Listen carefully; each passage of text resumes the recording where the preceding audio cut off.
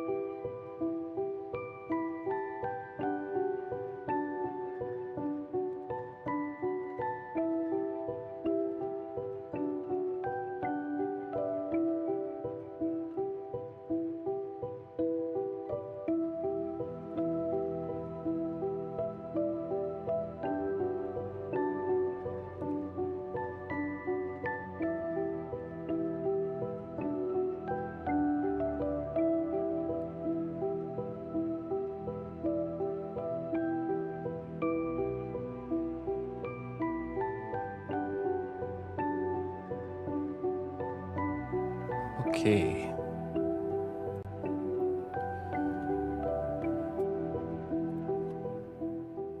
All right, sorry about that extended intro there. I have no idea where this airbrush just grew legs and walked off to. Seriously, it's like always in the same spot. It's a big item.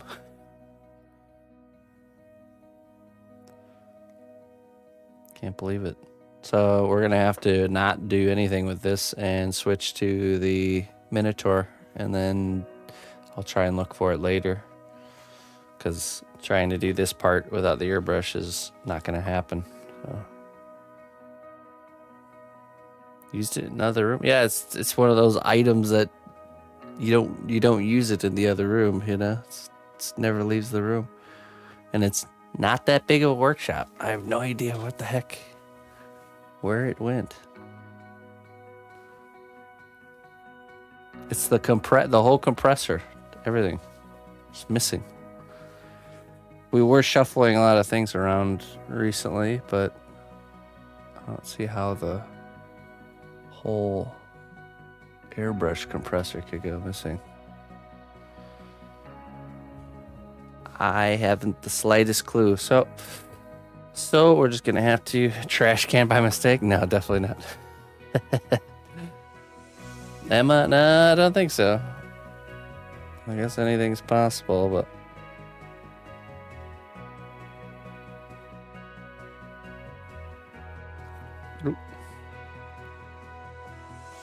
we'll just work on that. We'll work on the Minotaur paint job today, and then we'll work on Morgoth tomorrow. Just gonna have to be the way we do it. That's very, very frustrating to me. But it is what it is.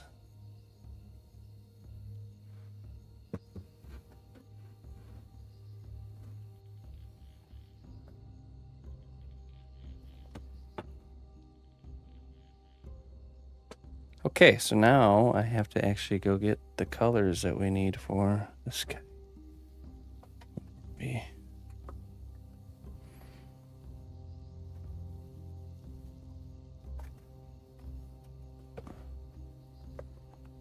Oh, here.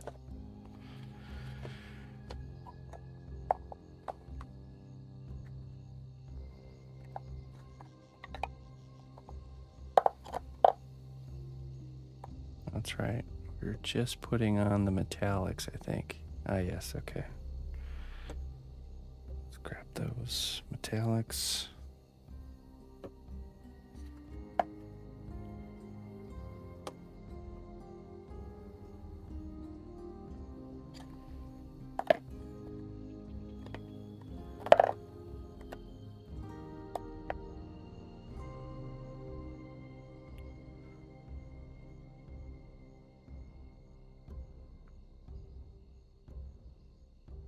That's right. I'm going to pick this color. It's ashen blue for the...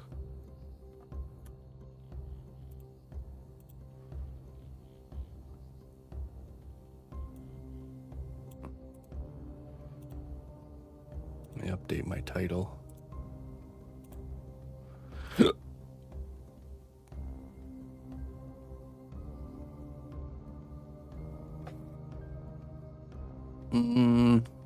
No.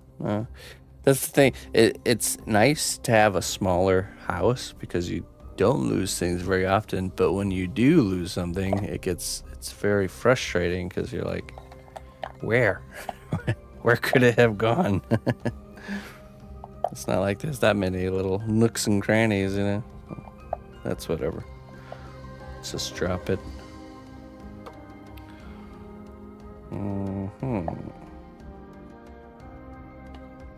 Walnut brown. Okay. That's all right. Need a paper towel. So, sorry I'm late. My brother needed a ride, and his wife needed a ride to the airport at 3 a.m. So, I was up in the wee hours of the night and decided it'd be best to sleep in, and we'll just do a long morning stream today. a midday stream.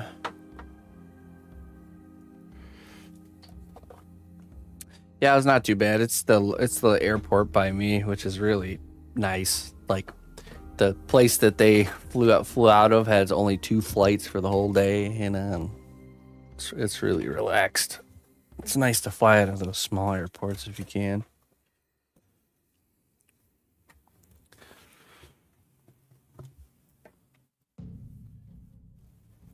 When did I last use it? I think on the Minotaur, the skin. I don't know. I'll find it. A good excuse to kind of go through the workshop, anyways. It's usually what ends up happening. Something gets lost, I have to go find it. And the only way to find it is by reorganizing.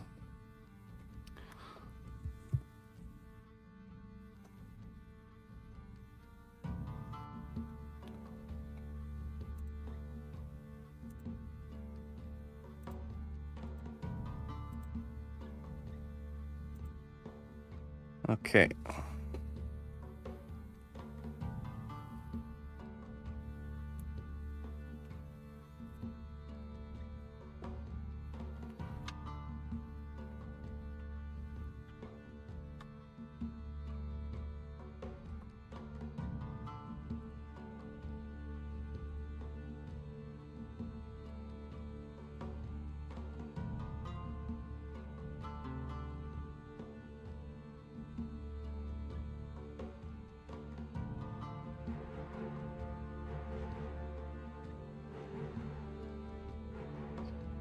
Okay, I think we'll use this this color as like a highlight for the brass areas.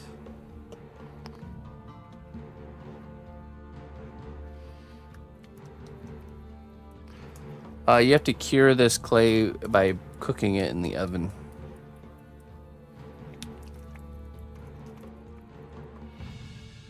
Cooking it in a cookery. Then it cures, and then you're able to continue adding more clay.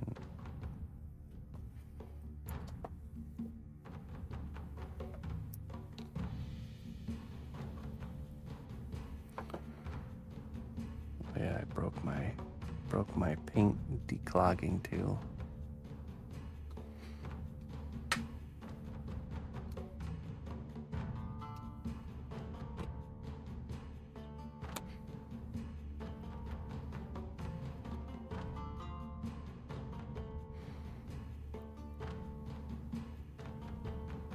Nice.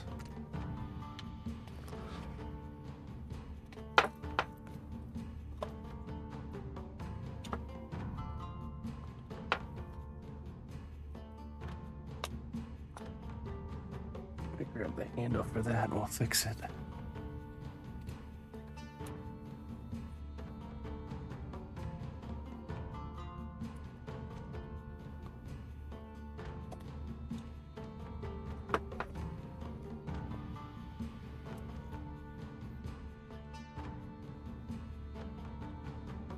Was there a chance? So the material I sculpt with is a flexible material. That's not the right handle.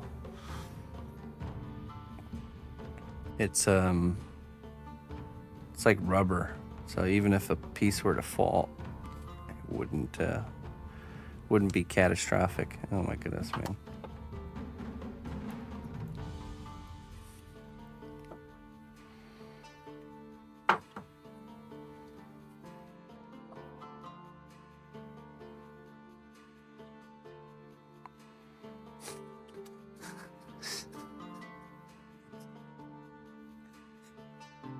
This is clogged too. Oh my goodness. Off to a good start, ladies and gentlemen. The thing I need to fix the clogged thing is clogged.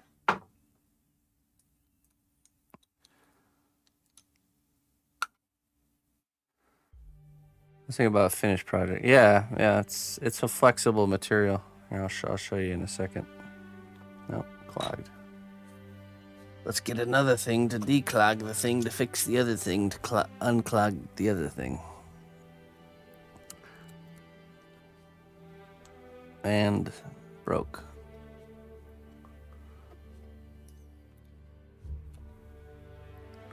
Okay, now we've declogged the thing to fix the two things that we used to declog the one thing to declog the other thing.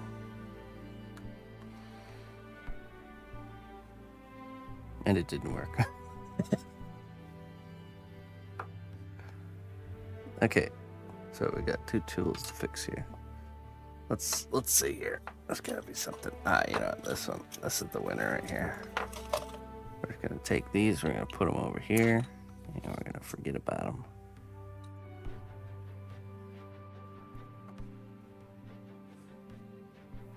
No, it's here, let me show you. This is a baked piece of clay right here. It's literally like flexible like rubber. See that? It's a like a really tough rubber material when it's cured. This gives you even, but the thinner it is, the more it flexes. It's not indestructible, but very durable, yeah, shatterproof. So if something were to fall, you know, you might get a little bit of, maybe a little piece or something would get knocked off or something like that, but nothing catastrophic. Nothing that wouldn't be easily fixable.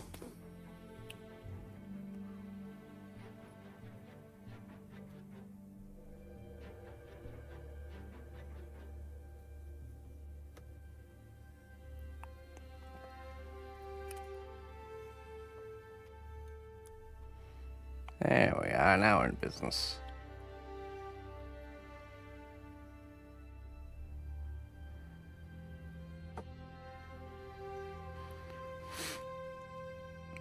Yeah, usually by the time the CA glue tip gets so bad that I can't really use it for anything, that's when it's time to get a new one anyways, so it tends to work out pretty good.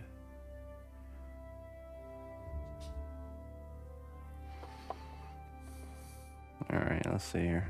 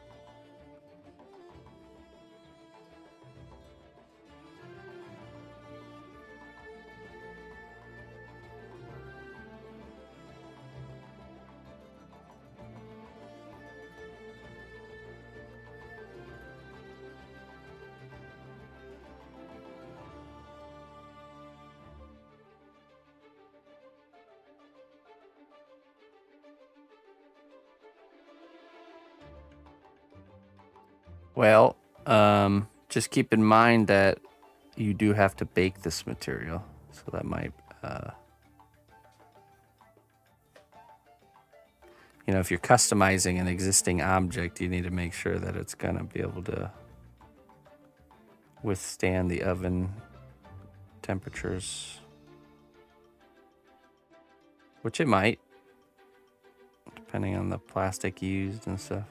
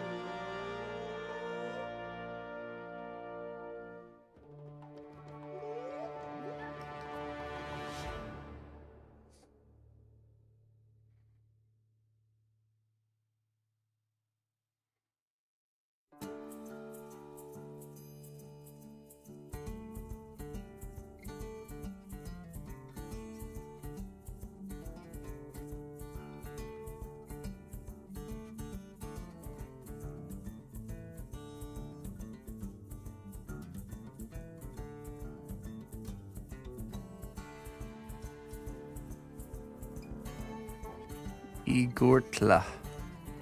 Hello.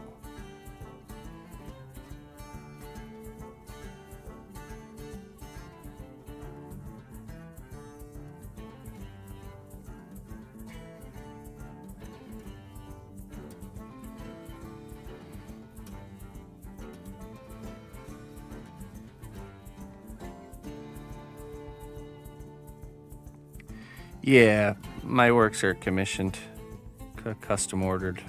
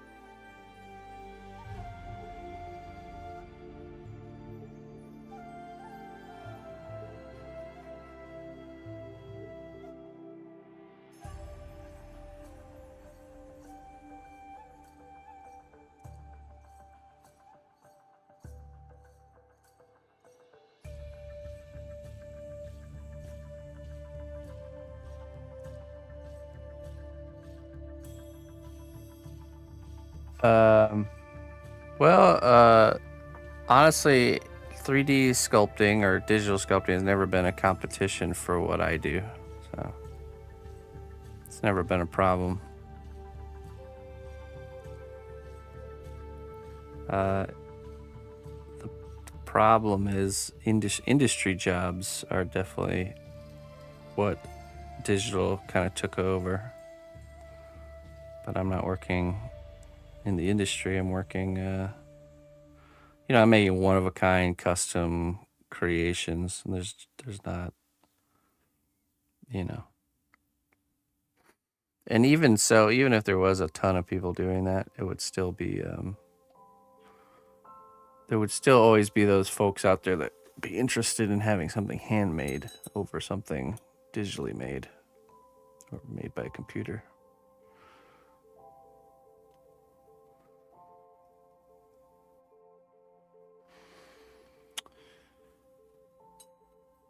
I've never had like doing fan art of existing characters. I've never had an issue with that, and it's just because of the nature of how I do things that it's just one of those things. I don't think there ever will be a problem with that because, first of all, it's not me deciding what I'm making, and uh, it's a one-off pieces. It's not like a nothing's getting mass produced around here.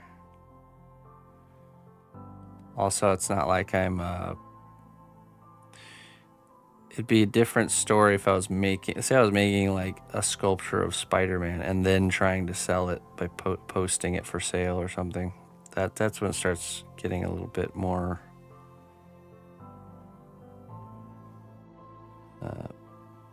more tricky, but it'd be different if somebody comes to me and wants to commission me to make a Spider-Man. That's different.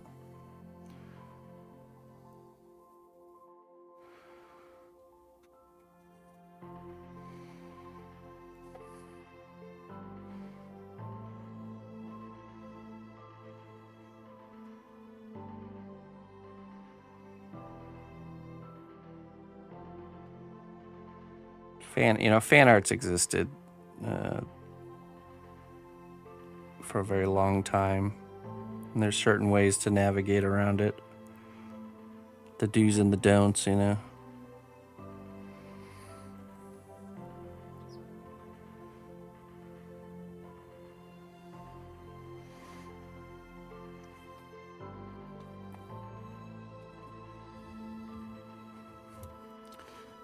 I have a small budget, fixed income, retired. What brand of paint would you say to invest into? I know the expensive paint like AK Citadel is best, but how about mid paint, so on?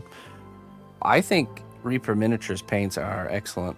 Now they are, I don't know, like the starter sets, like maybe like $30 or something like that. I really don't know too much about the different kinds of paints because I don't really explore too much because obviously it's a very expensive endeavor to just, you know what, I'm just going to buy some of this and some of that, see how it is. So maybe what I would probably do to make that decision is there probably is a YouTuber out there that's done exactly that, where they've bought in all these lines from low to high of paint and then show you like side-by-side comparison. That's usually what I do when I pick stuff like that. But my personal recommendation is Reaper Miniatures paints. They're really nice. They cover well. They last a long time. I've not been disappointed with them at all. Not even a little bit.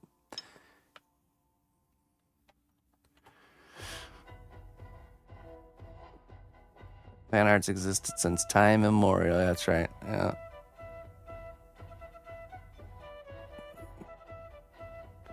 Our son loves his Reaper set. We bought him like 4 years ago. Oh, nice. Okay. I didn't know he was getting into the painting. That's good. Understandable. Your custom is far priceless and unique. And 3D prints are mostly for the cheaper side of people. Sadly, for me, as a digital artist, AI have stolen a lot of potential clients. Oh, yeah. I know. Exactly. Yeah. It's the same with, think about it this way, it's the same with digital illustrators. Anybody that's working, because that's the thing the AI can't do right now is, for now, is step into reality and make something out of physical materials, right? So all the traditional mediums, I think, were relatively unaffected. In fact, I think there's an opposite effect where as things get more digitized and more AI driven, I think traditional approaches will be more wanted by people. And it's just because, it's artwork that's made by the AI looks really nice, but it's technically it's like soulless. There's like an element missing that you can't quite describe. It's like, at least I think so.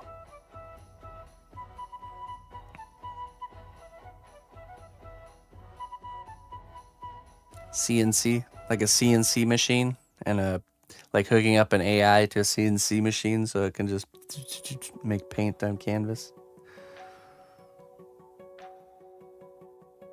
Hey, look at that. Well met, loyal friend. You've made a real impact on the realm. Thank you for your contribution. Tegan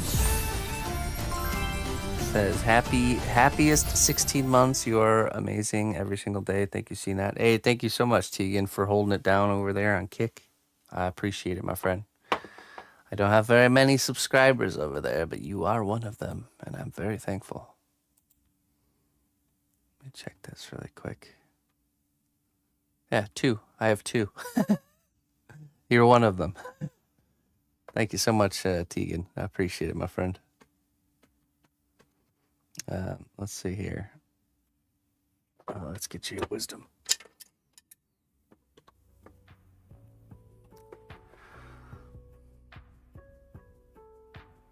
Huzzah! Ceramics was always the peasant's craft. Now we're on top, baby. Clay win every time. Yeah. I mean, I will say it's more niche and definitely harder to find your way to making a living with traditional, of course.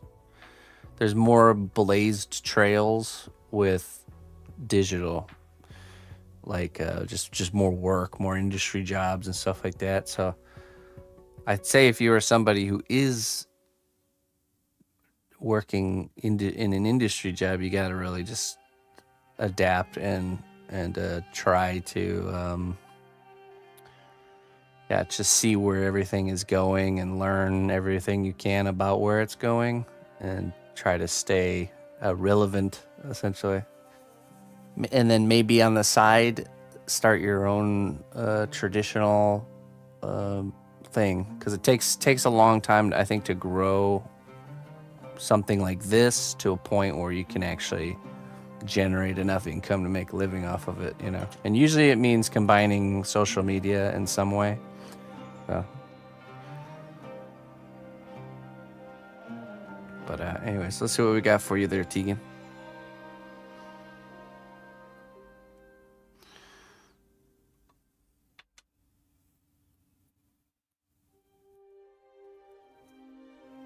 Remember that even the mightiest oak once grew from a tiny acorn, reminding you that greatness starts from humble beginnings. So it does. Every single thing in existence comes from something smaller and grows into what it is. I marvel quite a bit at little tiny seeds that I plant into the dirt, and I see what they become. It's pretty awesome. Little story playing out each time. Occasionally, where I sometimes print artwork for shows that have purchased cleared artwork, now they can generate AI cheaper, so they order more prints from me and their budget can pay for more prints / alternatives. Yeah, right. Yeah. The industry is, anything business driven is going to use these tools. It's just guaranteed. If it delivers a more quality for less price, then they're always going to choose that. It's just the way it is.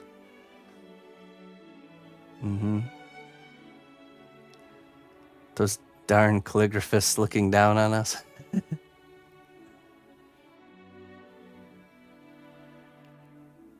Yeah. Yeah, it's never been, well, okay, and here's the thing. So, like, there's a shift that happens in these art forms that have happened. So, like, when digital photography came out, there was a big shift in the photography world, right? Then when digital painting came out, there was a big shift in the painting world or illustration world. Same thing when 3D sculpting digitally came out, there was a big shift. And now it's happening, the shift is happening again, but this time it's now it's like so the 3D sculptors took over traditional, that was the shift.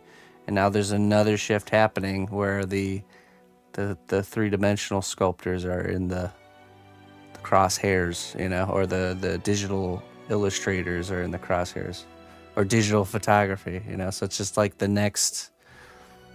I don't know if there's gonna be another one after this because there's no person at the end of this next one, but who knows?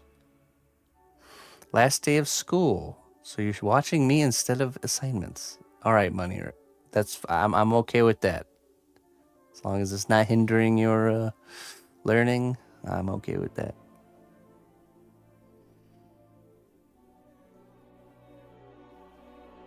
That's right. Tegan, this life, we are a seed in this life. And we must fall into the dirt and be buried so then we can become whatever's next. A tomato plant that produces thousands of seeds and tomatoes.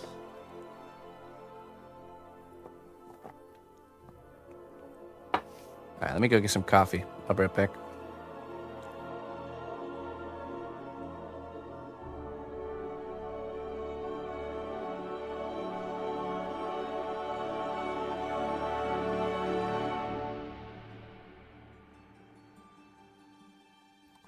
Oh, hold on, let me finish this thought before I leave. Steven said, look at animation. All the technology, but Aardman Animation are still doing stop motion clay and still wanted/needed. Right. But this is the difference. There's only one of them, right? And not a lot of places doing it. You know what I'm saying? So, and that's just like when the light bulb came out, it didn't destroy, like candle making didn't cease to exist, but it did become much smaller, more specialized, more niche, you know? So it's always going to exist. Candle making's still around now, you know? So it's just, yeah, it becomes more niche, becomes smaller. It's not appeasing the wider audience anymore. So yeah, totally. All right, I'll be right back.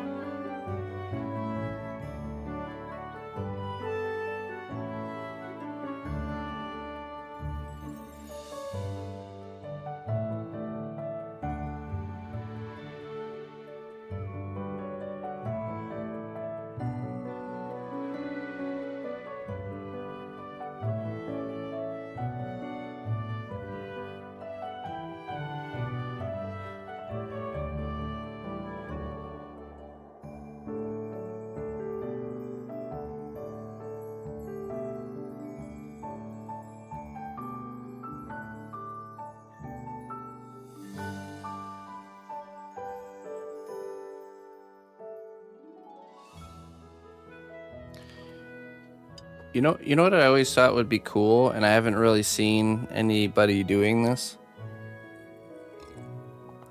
Imagine a game that was made with stop motion.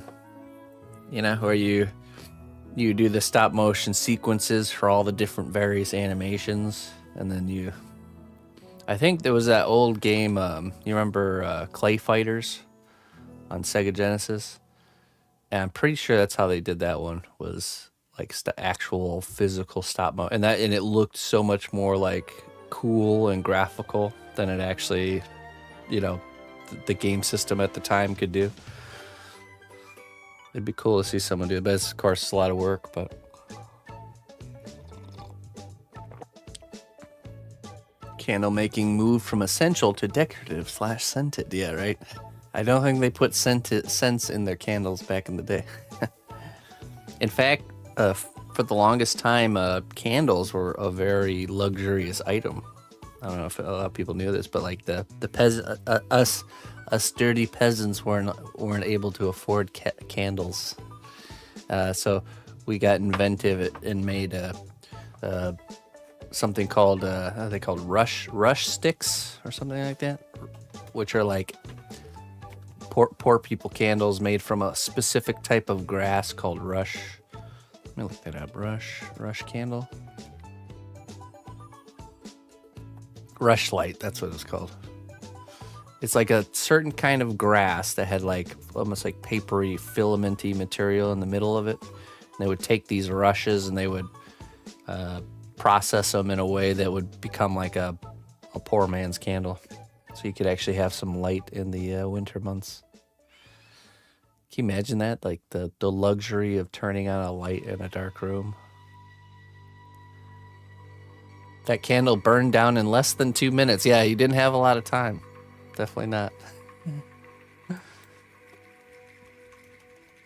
But you'd have a lot of them. So you would just have this like inconvenient having to relight one every 2 minutes. Ice was a luxury in the old Chinese years. No, usually ice was harvested from like rivers and stuff in the winter in the dead of winter.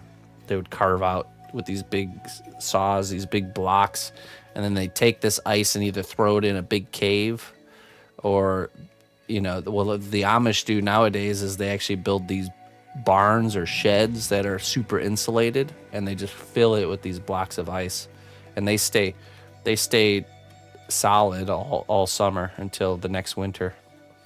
And then they just store their food in that place, and it's like a giant refrigerator.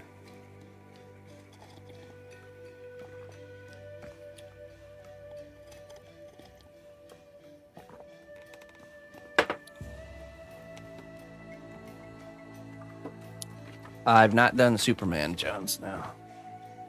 I gotta show you guys a design that my daughter came up with and gave me. There's a cool stop motion game called The Midnight Walk. I haven't played it, but have watched videos of gameplay. It's really beautiful. Oh, really? Okay, let me look that up really quick. I always thought that that's like an untapped potential for Don. Oh, wait, no, not your name. I almost Googled your name to look for the game. This is how my brain is working right now. Verdant Sculpts. Ooh, interesting looking game. Okay. Night Walk. Oh yeah, that does look cool. It definitely looks like something on Steam. Oh, that does look very cool. Very, very positive reviews.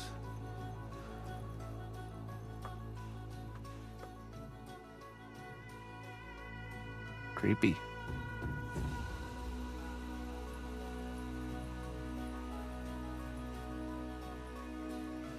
Pretty epic though. I wonder if it shows us some gameplay. Oh yeah, look at that. Yeah, man, that looks awesome. It's like Don't Starve, but like more graphical.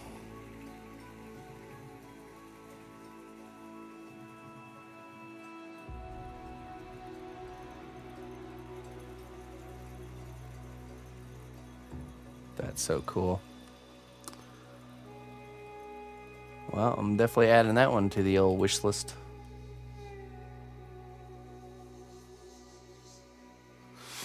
Dark fantasy and horror atmospheric. Don't Starve meets Little Nightmares. Yeah, right. Very positive reviews. Let's see. When did it come out? 2025. Oh, it just came out. May 8th, 2025.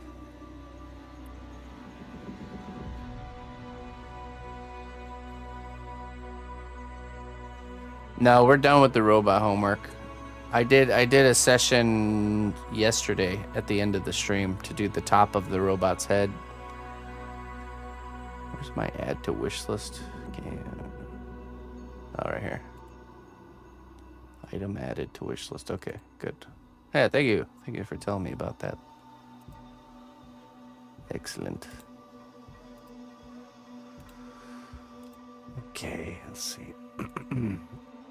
Yeah, just go back and watch it. I'll highlight just that section and add it to the playlist. I should do that today. Get that stuff all done.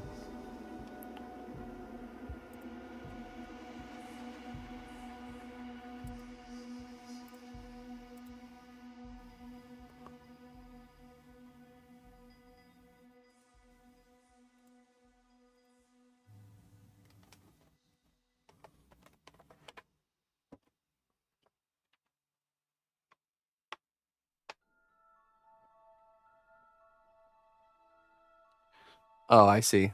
They did like a just like a simulated. Oh wait, let me show you Emma's drawing here. I forget. Check out this design. Look at that really well drawn creature face. The eyes, nose, mouth, ears. Has a tail with a character on the tail. She looks like she means business.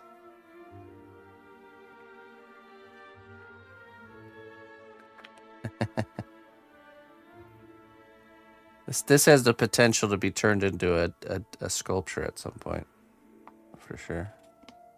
I'm definitely gonna hang on to that one. We'll do like a series where we sculpt Emma's drawings, but like, you know, amplify and make it more realistic.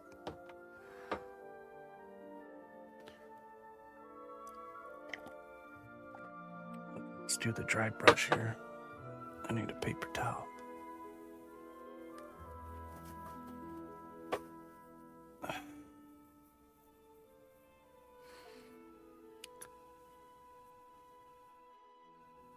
I've not done it, but I definitely her designs are getting to the point where I can definitely see that happening.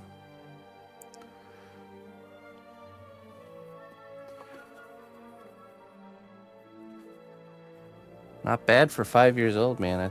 I really think she's progressing quite nicely.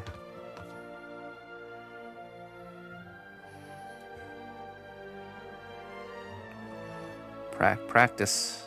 Lots of practice.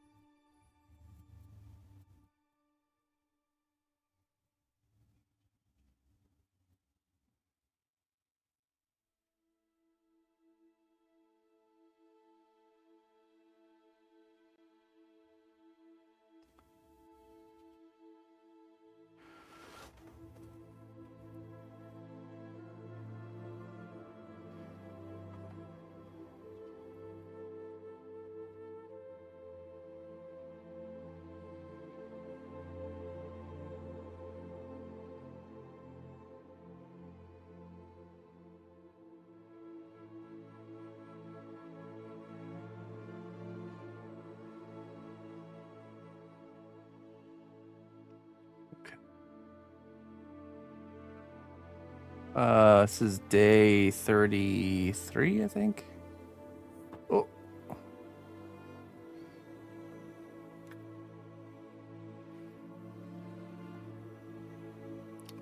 That's the sculpting, painting, all of it. Not too bad, actually. Really, this has been a pretty fast one, considering how big it is.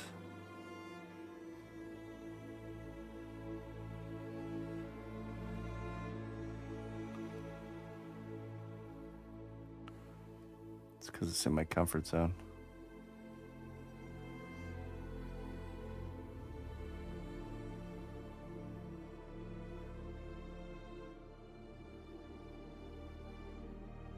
Slab hard hams or beef rump roast.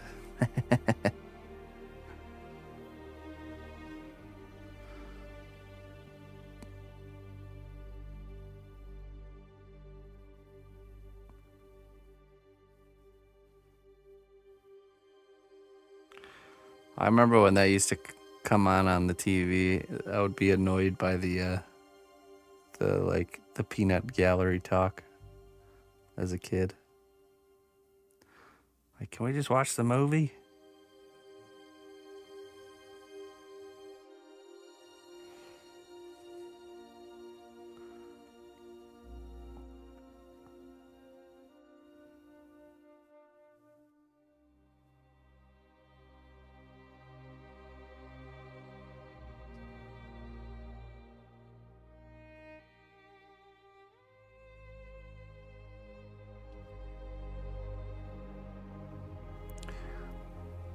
Right, yeah, but when you're a kid, you just, I don't know, you're just less, it's very boring when grown-ups are talking when you're a child. I'm remembering that now with Emma hitting that age where it's like, I'm like, holy moly, I'm totally the boring grown-up that just, me and her mom are totally those boring grown-ups that just want to talk all the time.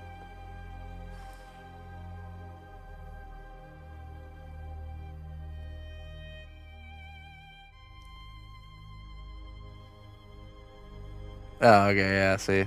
Different perspective.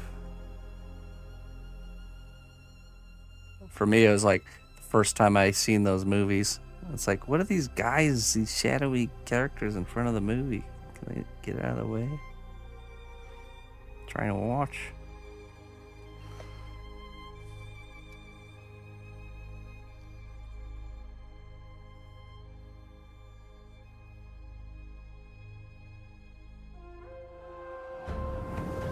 The strength of the cnotbusch kingdom lies not in our walls, but in our people. March to war. Schleppin'. Hey, Wade. Thank you for the raid. Thank you for the raid, Wade. Wade. Thank you for the Wade. Appreciate it. Welcome. What were you guys up to?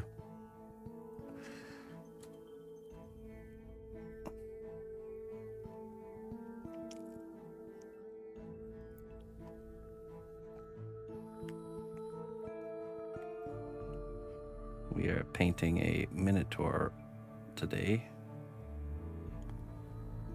Thanks for joining us.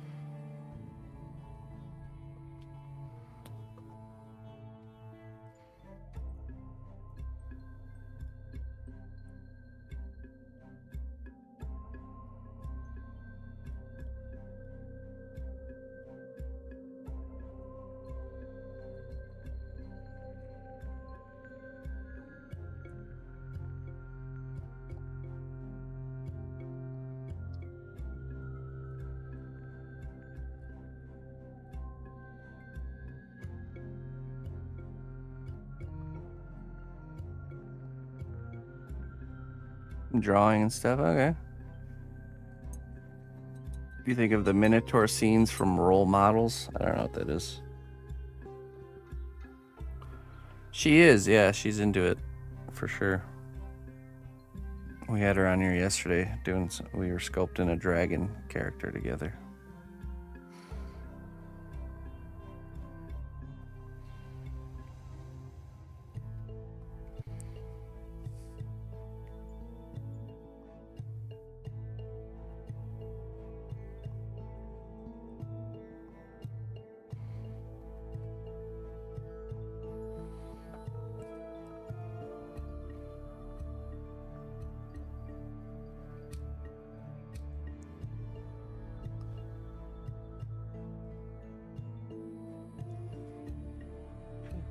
Yeah. I do learn a lot from Emma. The thing when you become a parent, the kids teach you just as much as you teach them.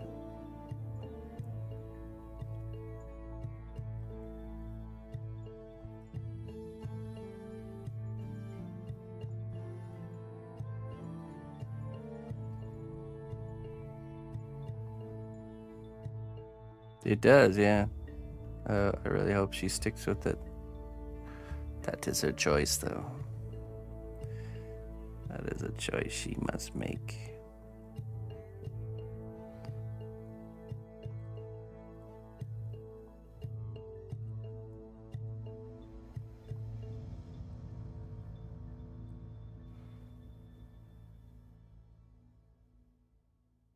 The chance of her sticking with it increases with the more talent she develops in her youthful child years.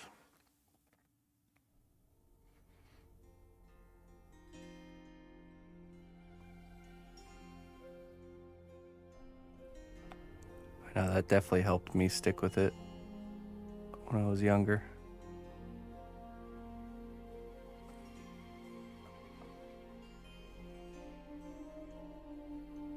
Role Models is a comedy about LARPing. Oh, really?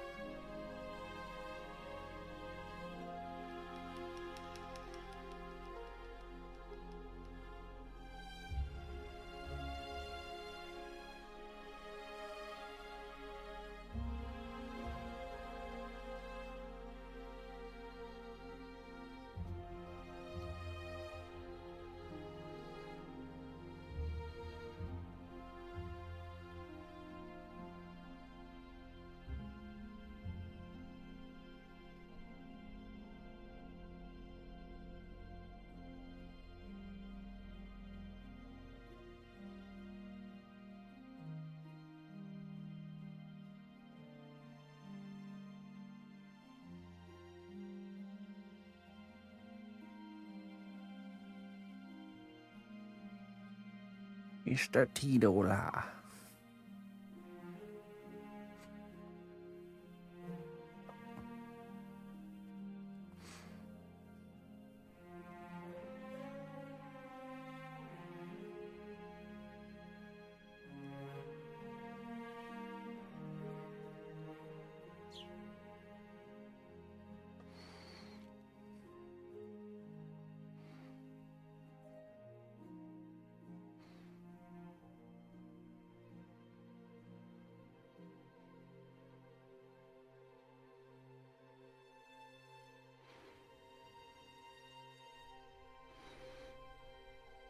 Yeah, she comes on here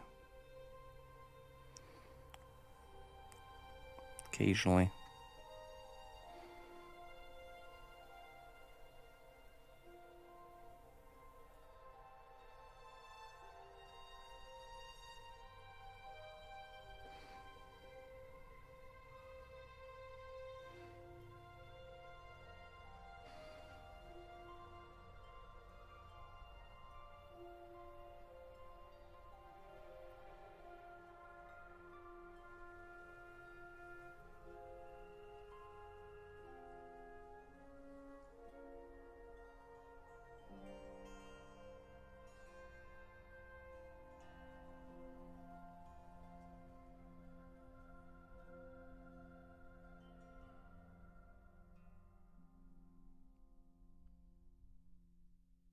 All right, Mason. Hey, if you ever have any questions when dealing with the clay, you know where to find me.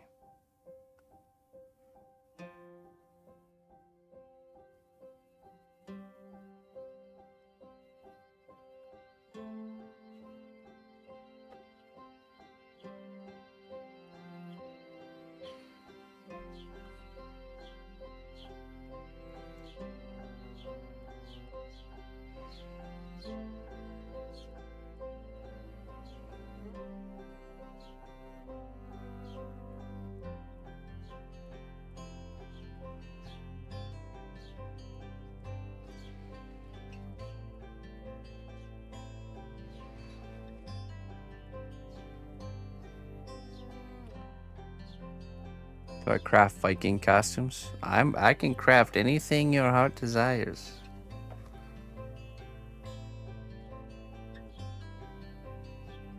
I don't normally do magic for coin, but this can be a special case.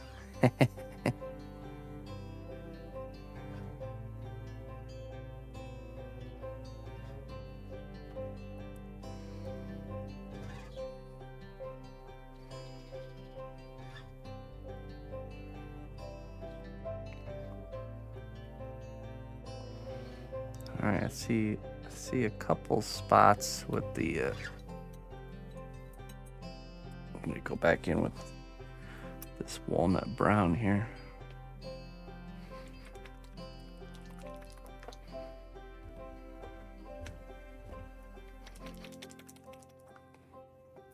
Couple spots on the hair.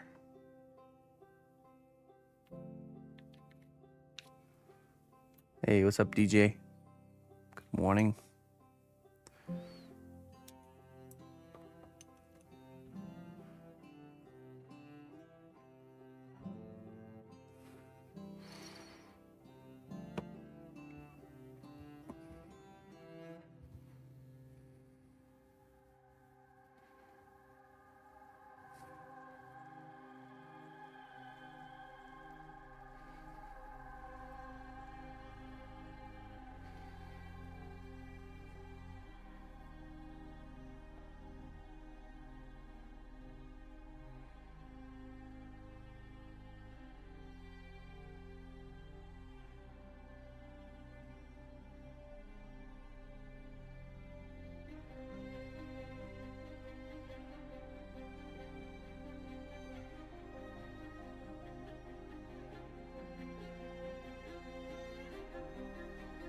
There's another spot.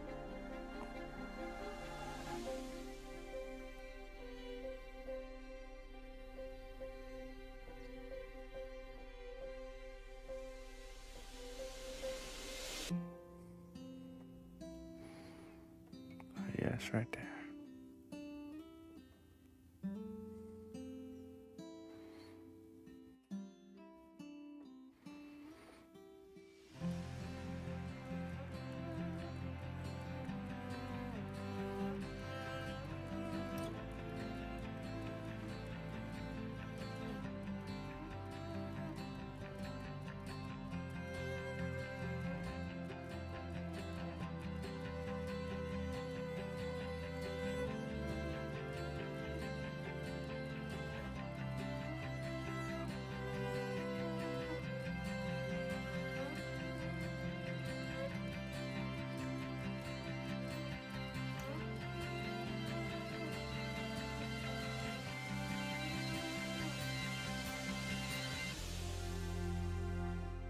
And we need to find a color for the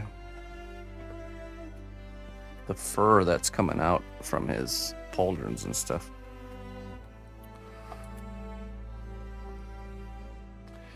Thinking something a little bit more maybe towards the orangey spectrum. Let me look at some reference.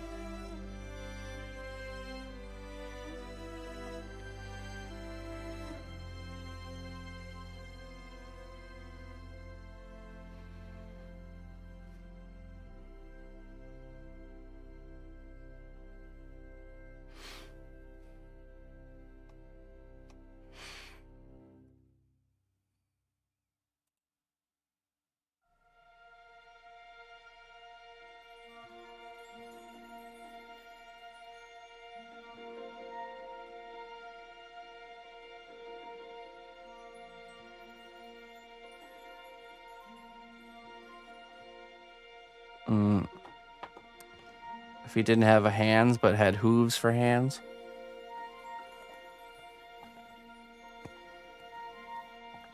You could just use the hooves. Bludgeon people. Hammer hands.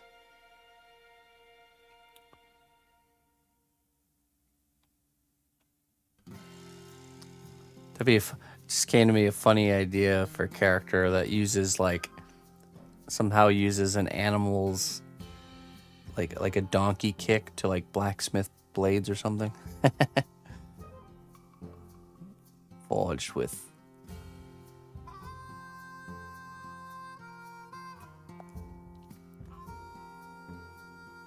King's Quest.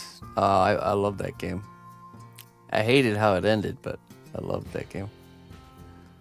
The Minotaur? Oh, was there a Minotaur in that one?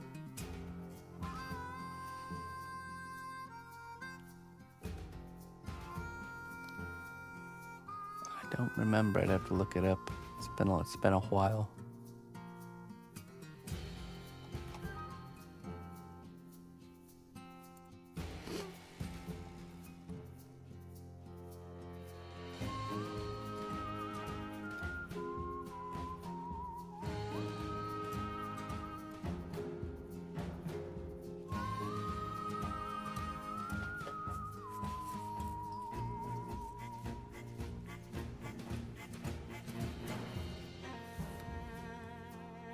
Okay. I definitely played through all of them, so I must have seen it. What's this one? Oxide brown. Okay, we already used that one. Let me go rummage up some colors here.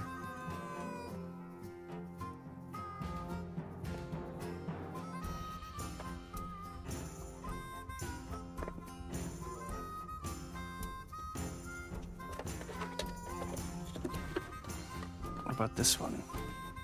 Oiled leather.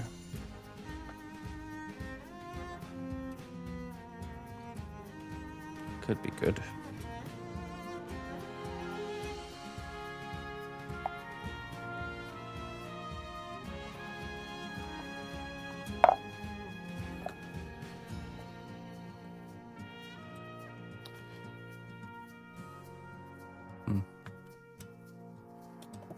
All right, 1 second. Let me go get some colors. I'll be right back.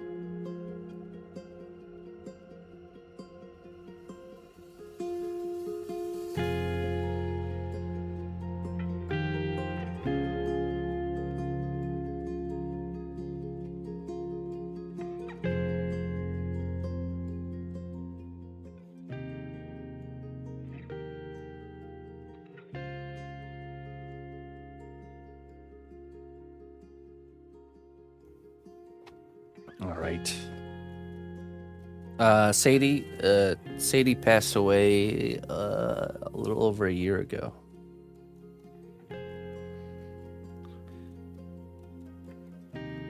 She moved on.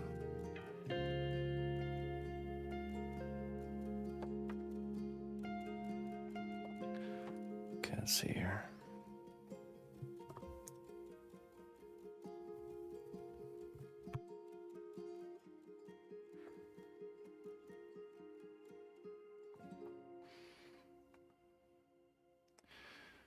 What color do we do for that? Stained ivory.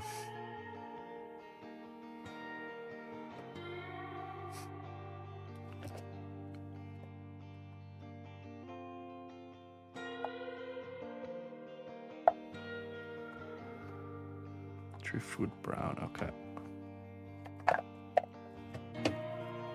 Let's do the handle and the fur on the axe.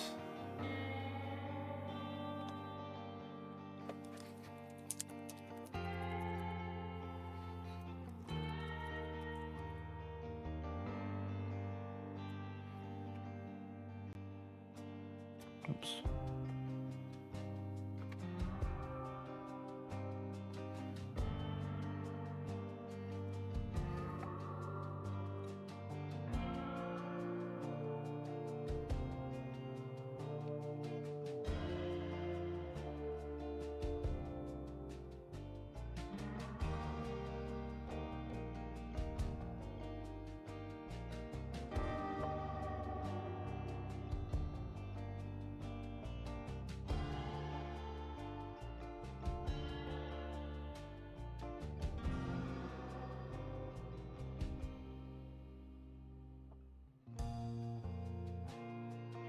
Hey, it's all good.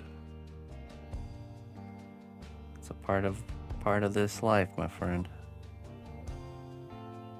Something we all must go through.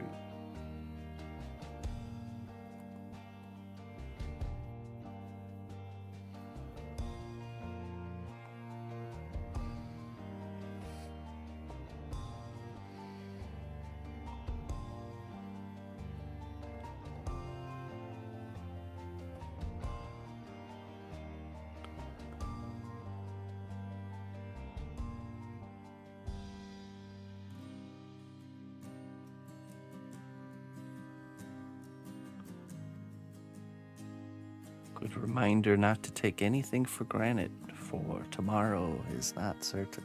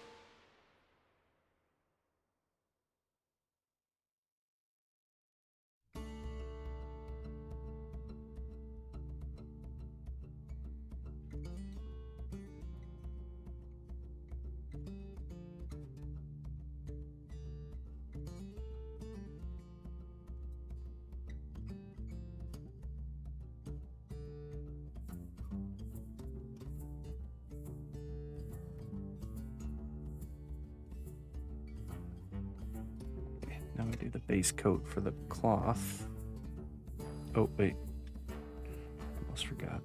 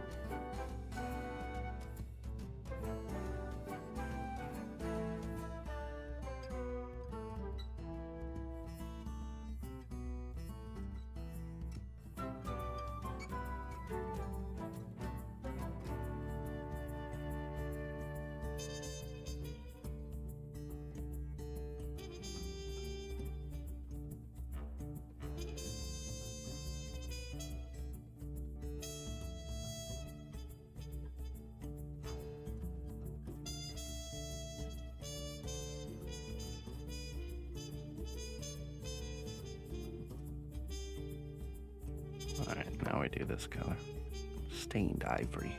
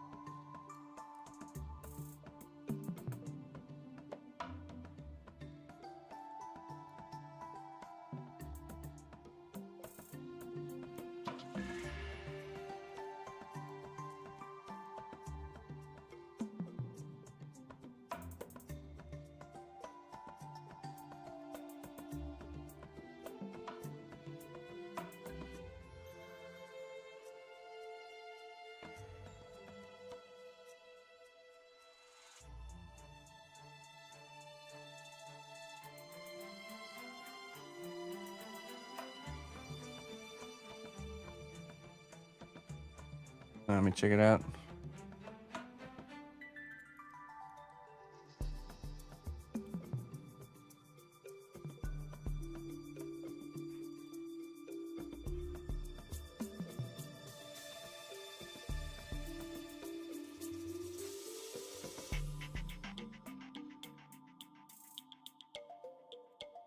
That's fun.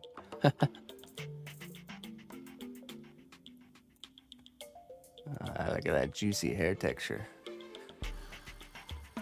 Just want to brush my teeth with it.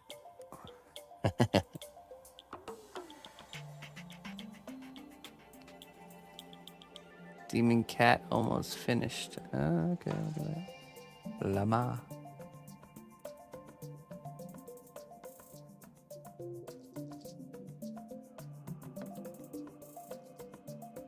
Oh, cool. I've always wanted to get into more stuff like this, like altering items with clay.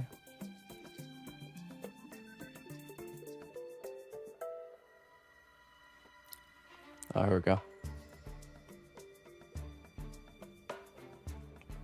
Yeah, totally. They totally, you can just, I love when you can tell what reference was used in someone's creative venture. That's totally referenced with the, you know what would be cool? To make some big ones like this. Like, there's that Paltaya clay to make like giant stone moss covered trolls, like just in your yard, you know? Be great. Hey, what's up, Zeus? Good afternoon.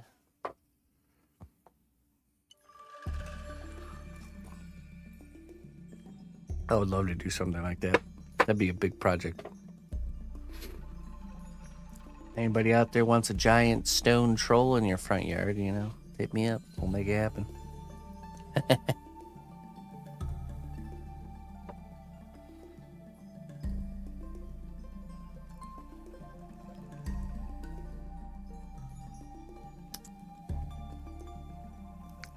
Oh yeah, you know.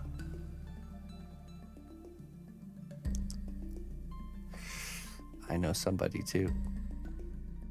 Are you saying we should cover all your acreage with giant stone trolls and buried, partial buried dragon bones there, Whooper?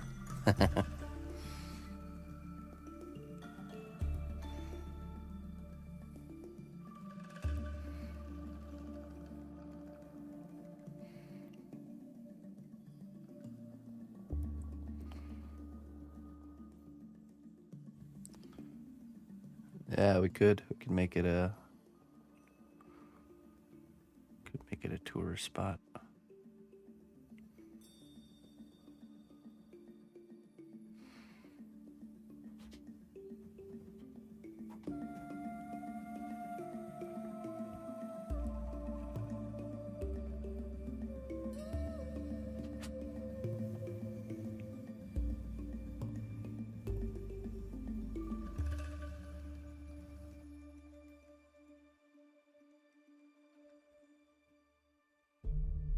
chickens will love it.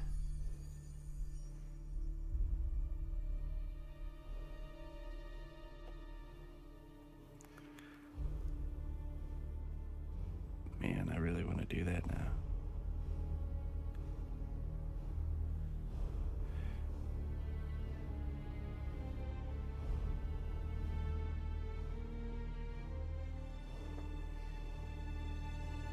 I could do a sketch of it and then we just do like a Kickstarter. I'll just need, 2 years worth of income here to cover this. Probably wouldn't take 2 years. I don't know. How long would that take? 6 months, maybe?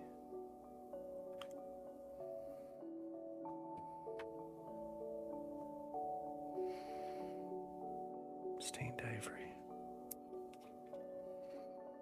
Depends.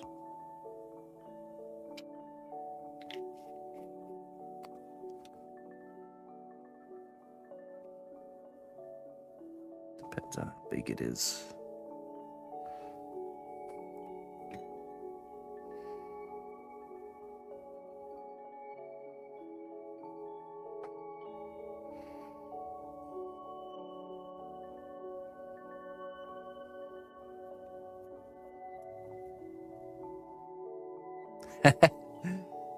Well, it wouldn't be as detailed as my, this size stuff. It'd be more of like organic shapes.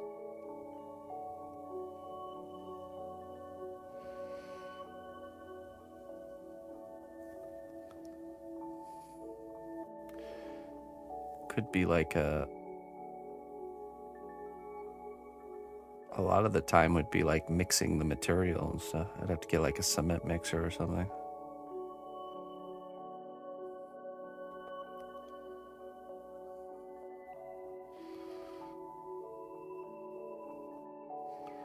What would I bulk it out with?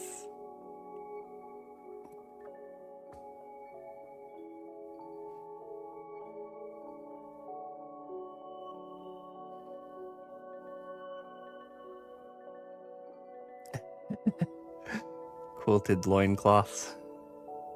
Start a new trend.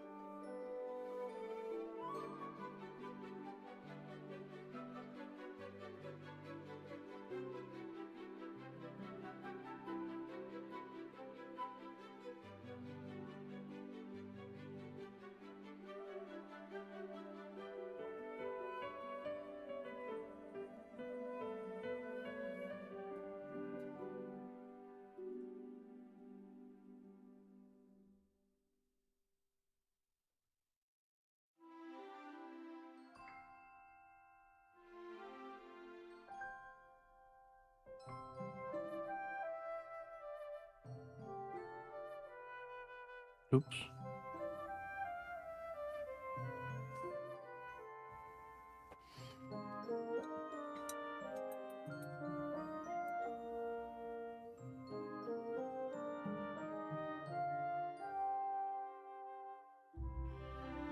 Yeah, good as new.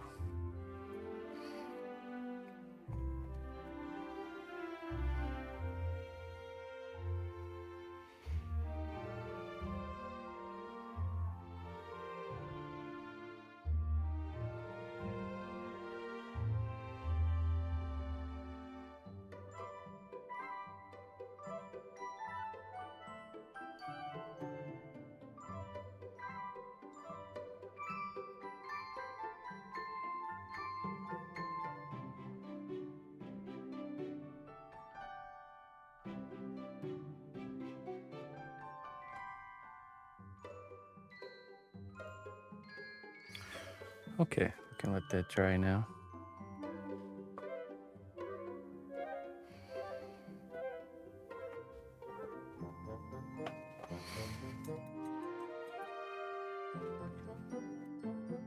I think this is the color we use for the skin tone.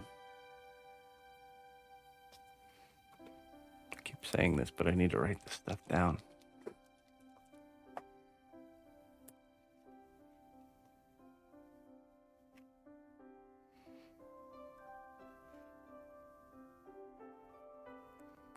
Khaki shadow. Ooh.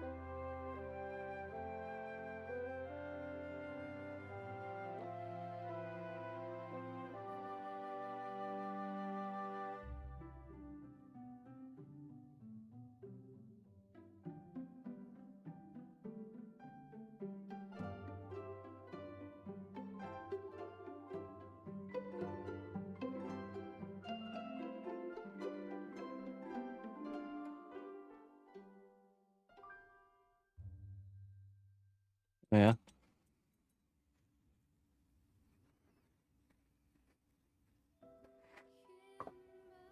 How so? Okay, let's use this, one of these tones, maybe strong tone on the fur parts.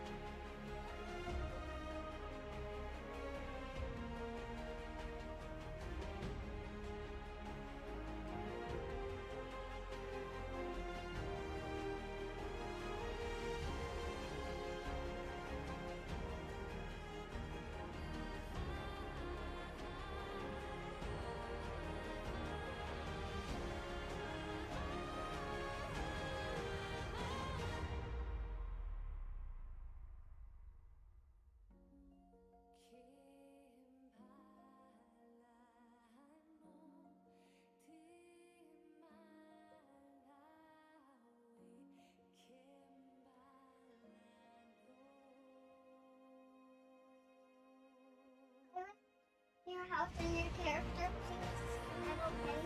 Yeah, that's fine. I'm okay with that. Thanks for asking.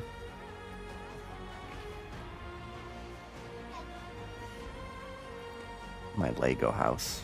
We were playing Legos. Emma and the missus made a really big town, so I decided to join in and make a house.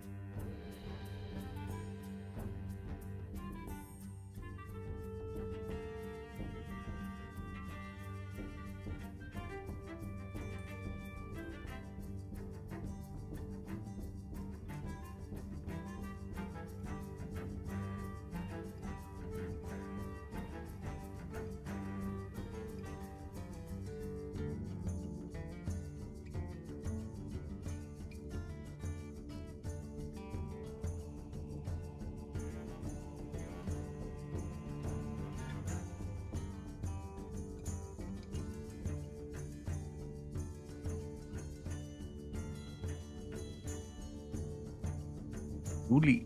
Hey, thank you. Glad you like it, my friend.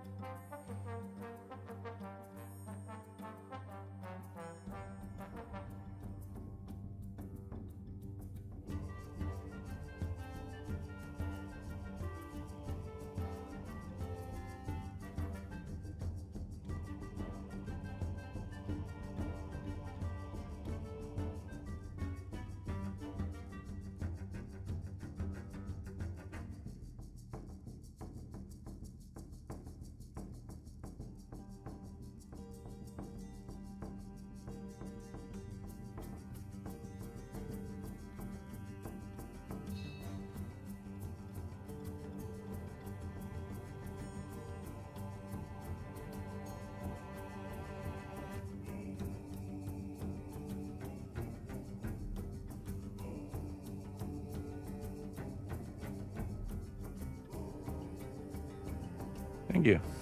It's actually a request from the client. This is a commission for their D&D character. They had a few iconic parts of the character that they wanted included, and one was that the hairstyle was dreadlocks. So.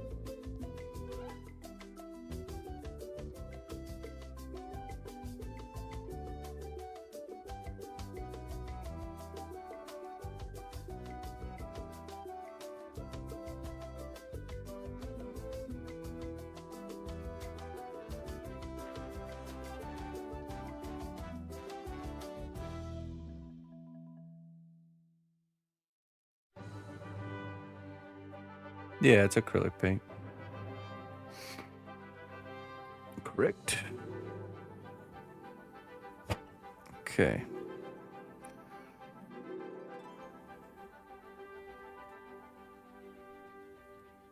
Now we need to do the bones and the bags. Bones and bags. Let's do a flesh wash for the bags.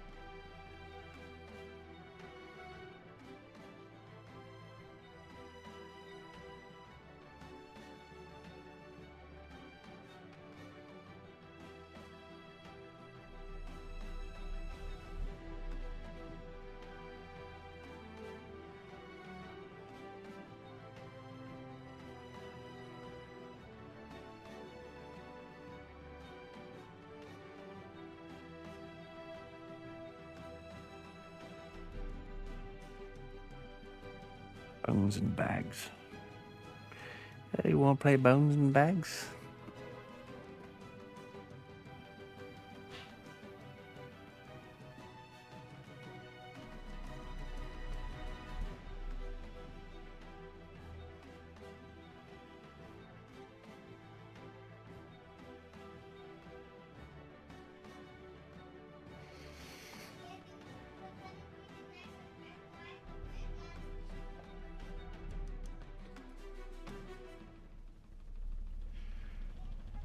And light tone for the bones, I think.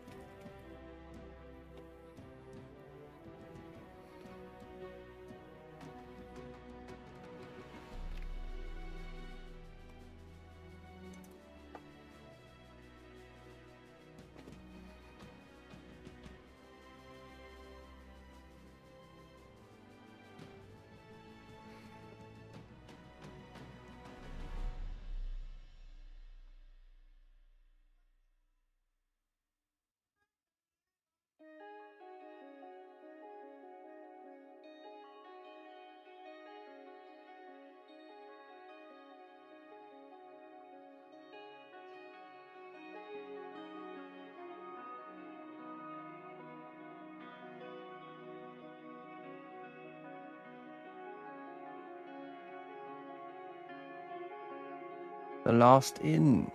Raiders of the Lost Inn, welcome. Welcome in, everybody. I appreciate the raid. How was your stream?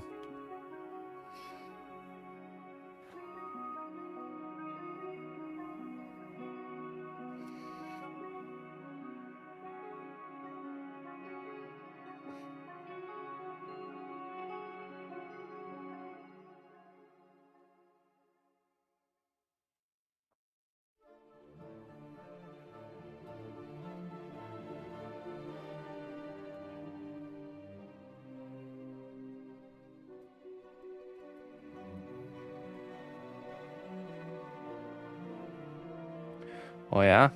Was your mission successful?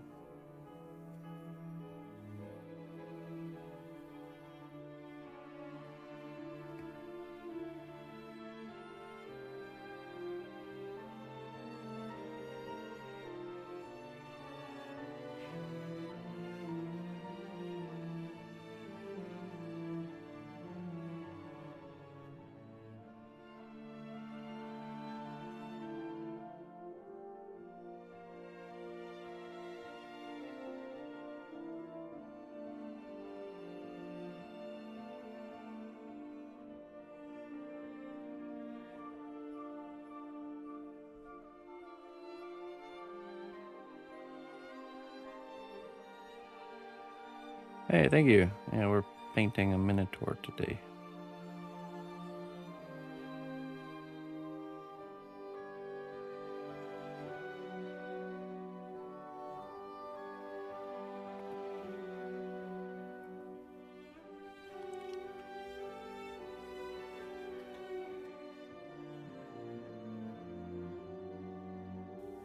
Wow, excuse me.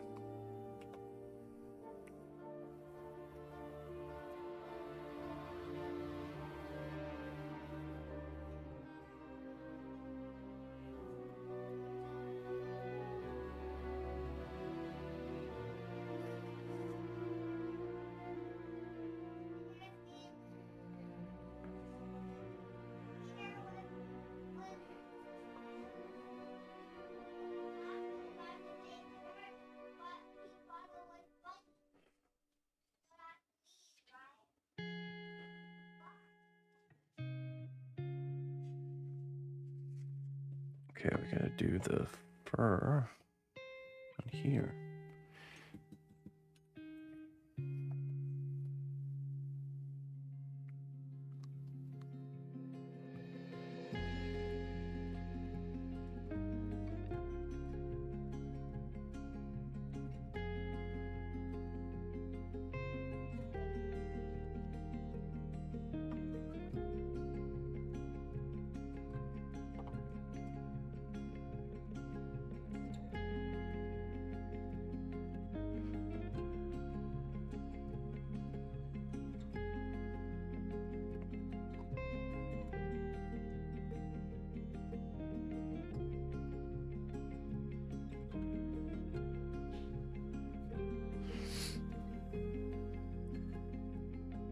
Oh yeah, I mean, way bigger canvas, so. But you can't quite paint it the same way because it would take you your entire lifetime. You know, some of the methods and techniques that are used in the miniature scene would take a lifetime to fill such a large canvas. So you use a lot more like automatic processes like washes and dry brushing and texture paints, effect paints.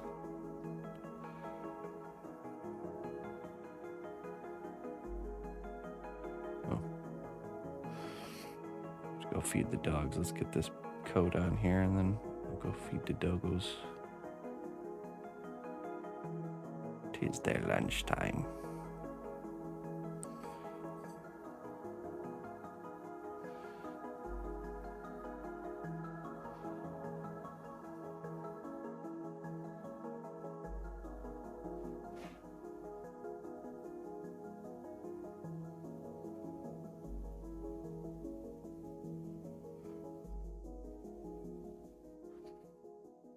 Bristol, UK. Hello.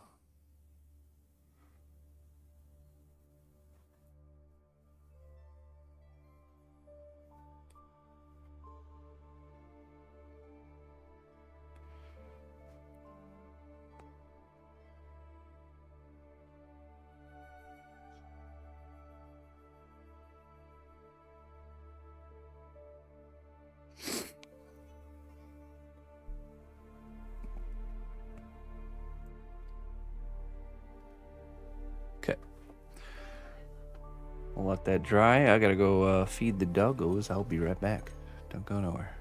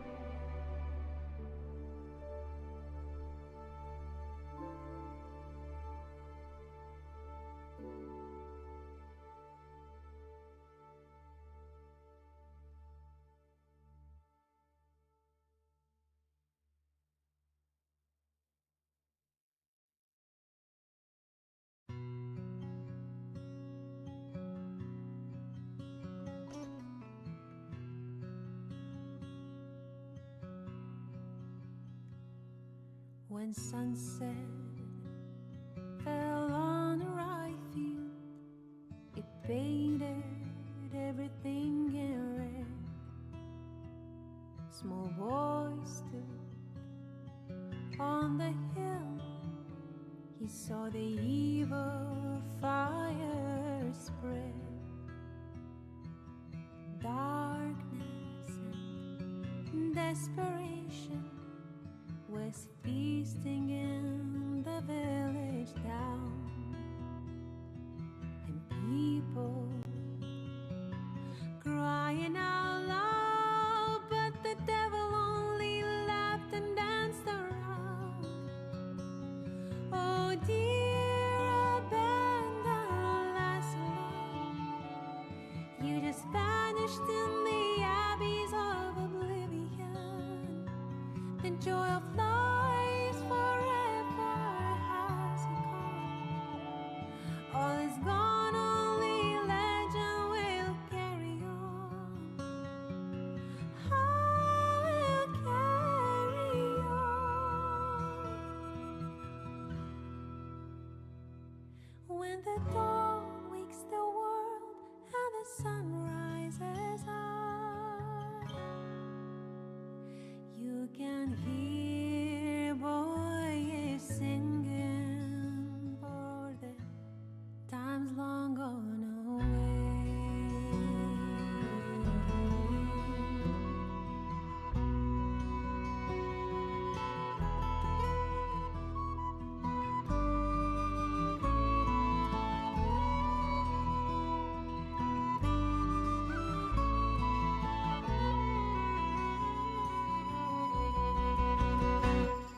The spells of vicious forces started scattering and hiding in the dark. The boy's wish has come true now. His song was heard by the shining star. A hero drew his sword and the demon's blood was shed.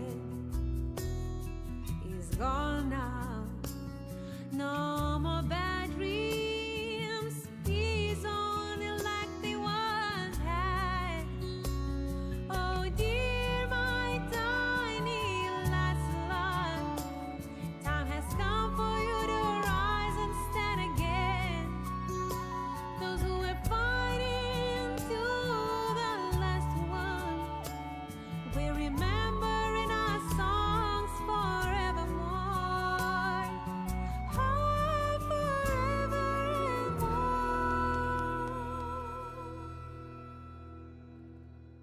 Little boy sings a song to the star above, with a mind full of courage and heart filled full of love.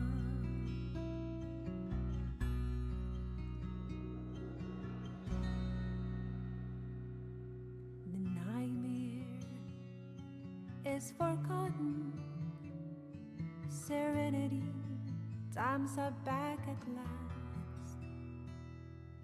The heroes on new journey, adventures waits on their way.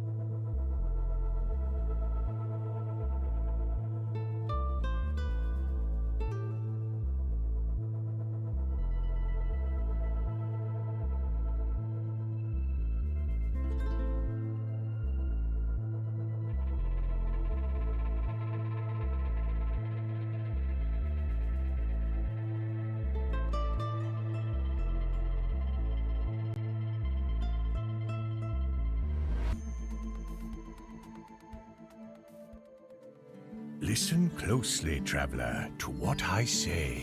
Twitch Prime does not even cost a dime.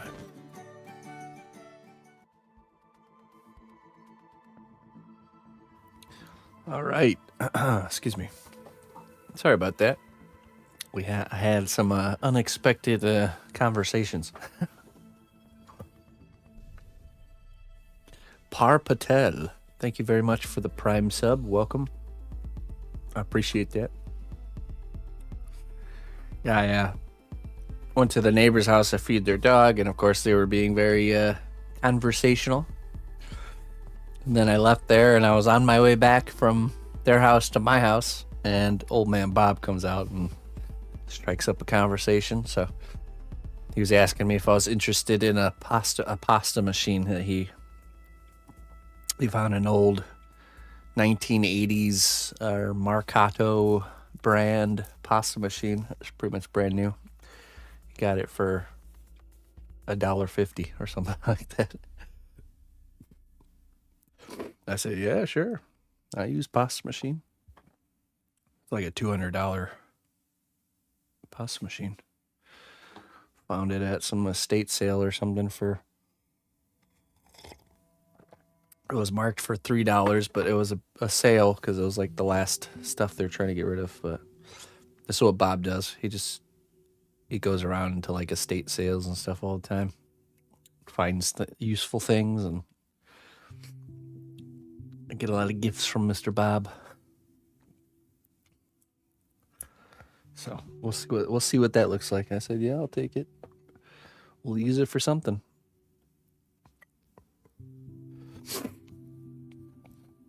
Some may call it junk. Bob, he calls it treasure. Yeah, he does. So his, like, he's obviously retired, but his hobby is cast iron restoration.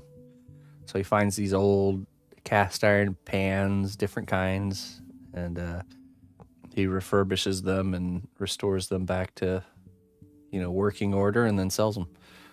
So. And he just recently got this cast iron, literally cauldron. I'm not joking, like huge cast iron, typical, like iconic witch's cauldron, but it's like a real one. Buried in somebody's yard as like a yard ornament or something. And he'll buy it for a couple bucks, restore it back to working order, and then sell it. He said probably to like people that make kettle corn. What do you even use things like that for? Well, back in the day, you would make the town would gather together for dinner and make a huge vat of soup, so, you could feed a bunch of people. So, but he said that the modern practical use, the bad old days, is, making kettle popcorn. Have you ever seen people at like fairs and stuff making that? Usually have a big old thing. I'm not sure how he finds all his buyers for that, but he's gifted me. I want to know what town. What to get some whatchamacallit? He says he's got a lot of rare cast irons. Soup. Oh. I don't know. The communal soup. Gotmo wants some. The cnotbusch Kingdom does it. You want some kingdom soup?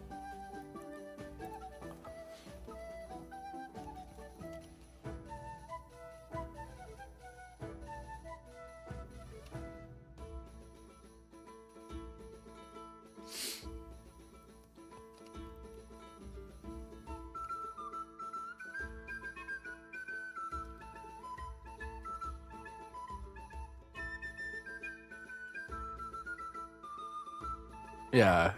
Okay. Old large cast iron pots, particularly cauldrons, were primarily used for large-scale cooking and boiling over an open fire or hearth. They're ideal for preparing stews, soups, casseroles, and anything that needed to be boiled, like chili or potatoes.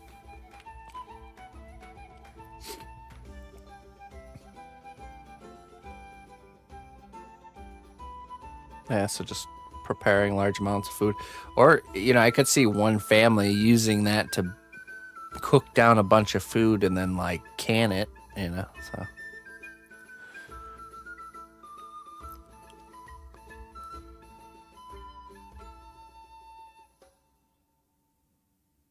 Oh, really? Fun random fact, a group of cows, a herd, a group of bats, a cauldron. Nice.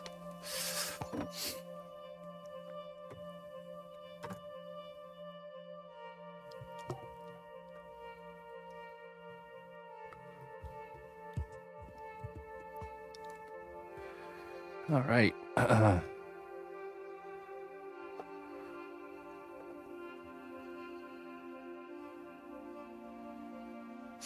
I'm sure it was the same thing for quote unquote witches, was they would cook down, probably for hot water extraction, making tinctures, large amounts, quantities of tinctures. I bet.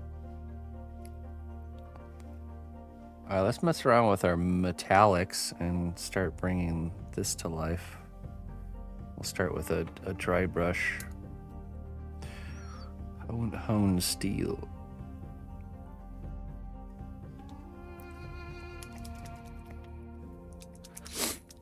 Yeah, well, like potions, you know, if you're into any herbology or making of homemade medicines, most of what potions are is just it's certain plants that you extract the compounds from into a liquid form, condensed, potent liquid form. And two ways of doing that. One is hot water extraction, which is just like not boiling, but like slowly cooking. And it like extracts any water soluble compounds, goes into the water, and then you throw out the plant material, and you kind of let the water level go down till it's like a really condensed, potent form. You know, I could see them using those for also making maple syrup. Now that I think about it, because it's the same idea, maple syrup. But anyways, the second wave of extracting compounds is alcohol extraction, which is using alcohol. So, high grade vodka or whiskey or something like that to soak the plant material in that, and the alcohol will extract the alcohol soluble components, because there's certain things that don't like absorb into water but do absorb into alcohol. So the best potions are made with both methods of extraction combined. So you have the alcohol, all the alcohol soluble components and the water soluble components. The alcohol will also prevent the potions from going bad, make them shelf stable. So.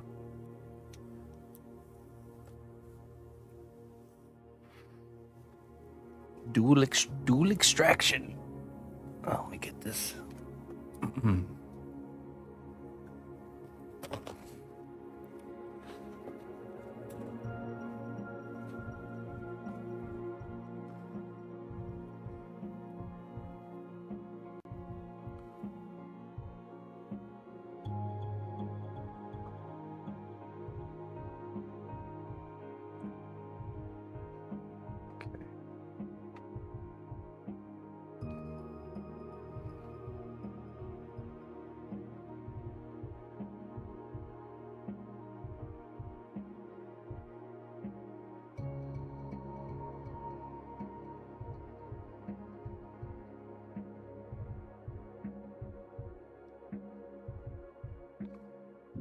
Hey, what's up, Spring?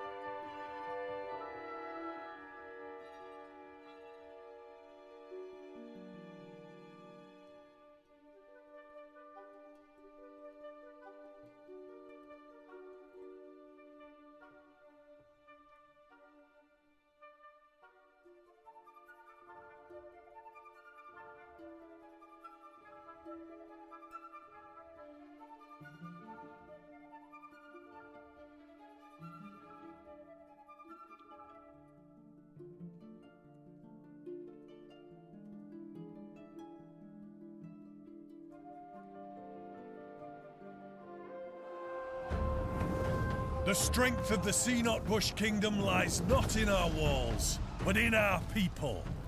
March to war. Hey, Reaper Miniatures, thank you for the raid. Welcome. Welcome in. We're painting a Minotaur sculpture that I have made here, using some wonderful Reaper Miniatures paints. This is what we got so far.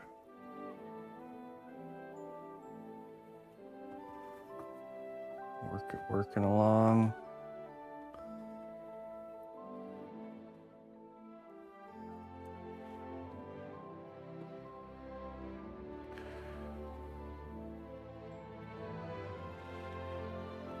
We're working on his axe and hands. Put that in place. There we go.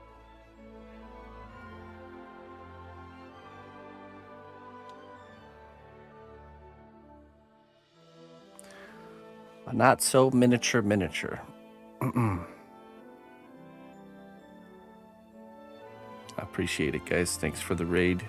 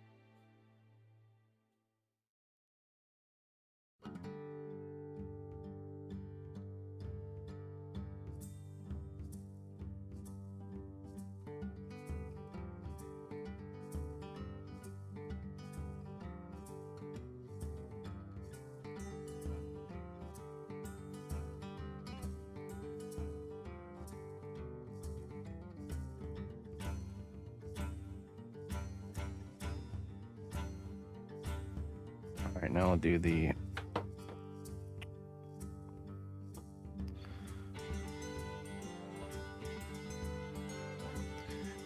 platinum highlights, the higher silver.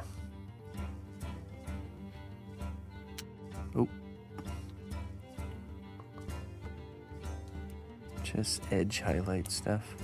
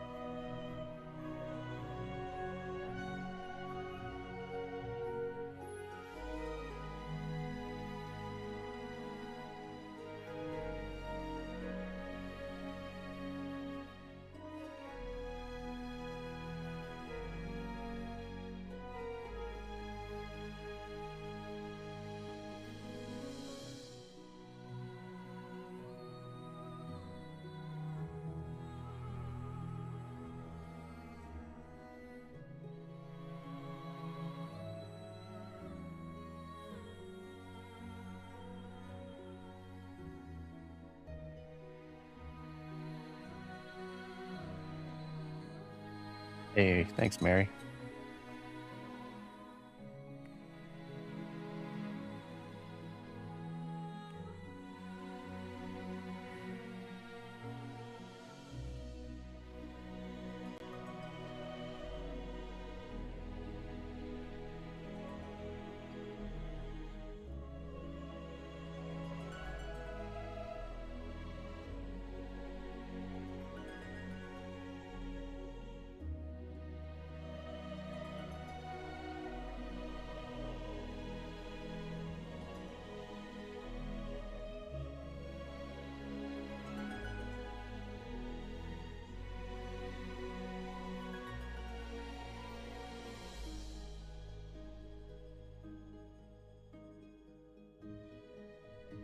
Avalator.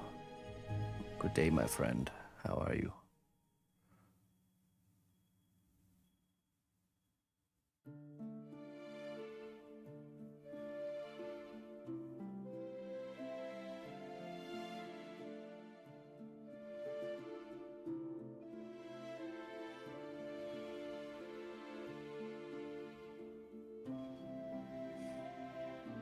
tired like always. Sorry to hear that, my friend. I wish you the rest that you desire.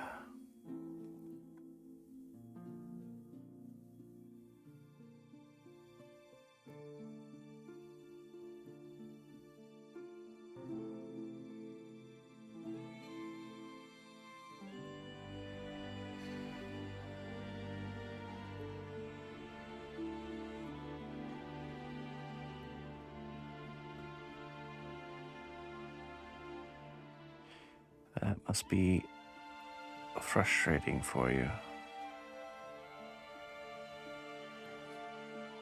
You must do the best with what you have, no matter how much or how little.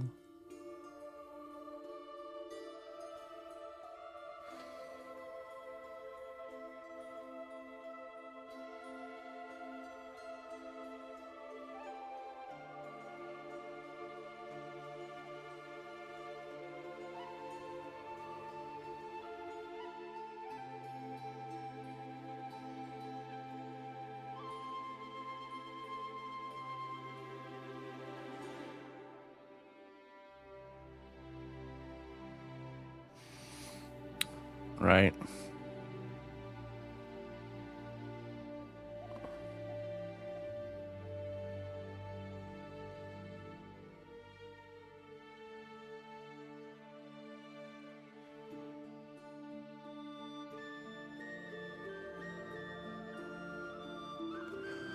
Yeah, when we're viewed as cogs in a machine, that's what happens.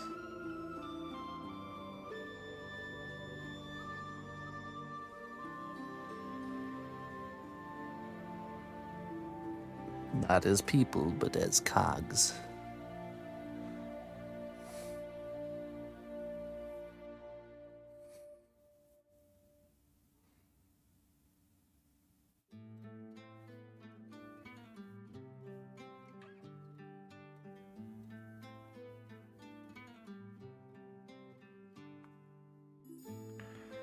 I'm sure you've looked for desks that, or not desks, but jobs that require not moving around. Like there's a lot of desk jobs available. Guess it just depends on your expertise.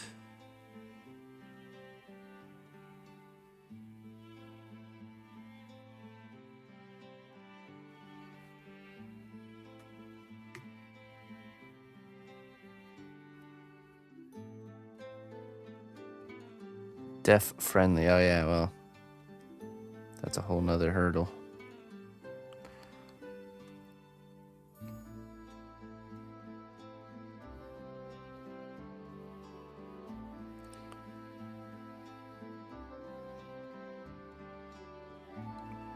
Looks like you might be stuck paving your own way, my friend, which isn't such a bad thing.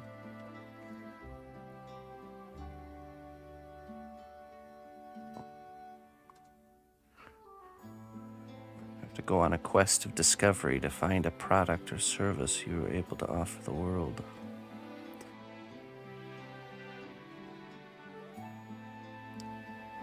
Goods and services for coin.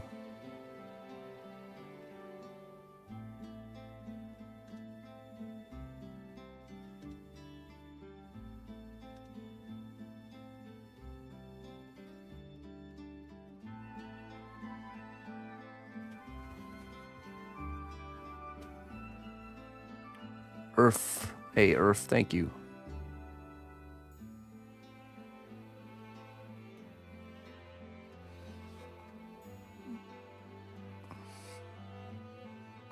Hey, yeah, that's at least something. Although I will say it's not easy to find success in that sphere. But it is better than nothing. And you don't know if you don't try.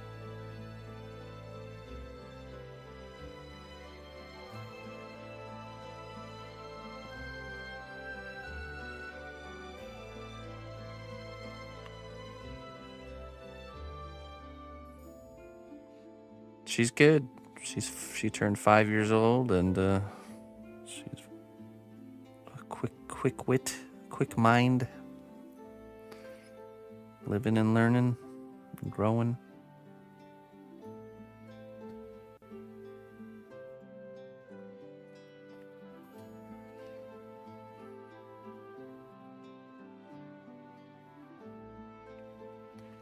I appreciate it, Irf. Thank you so much, man.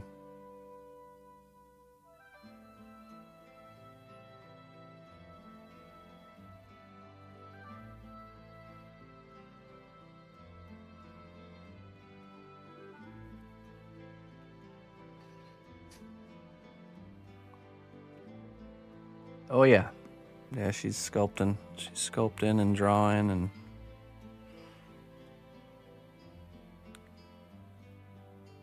beginning the quest of the skill building.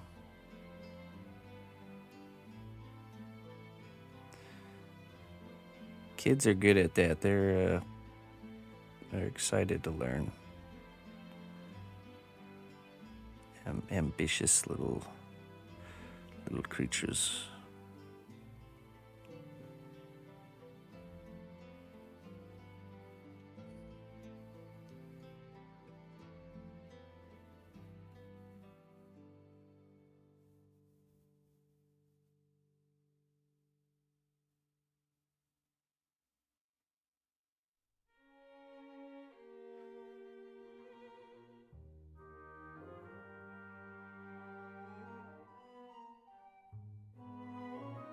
Kids have ambition and inspiration like crazy, but they lack discipline.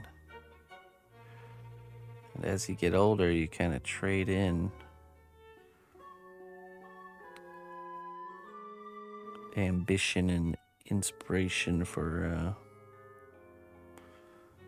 discipline, which is a much more stable source for creation.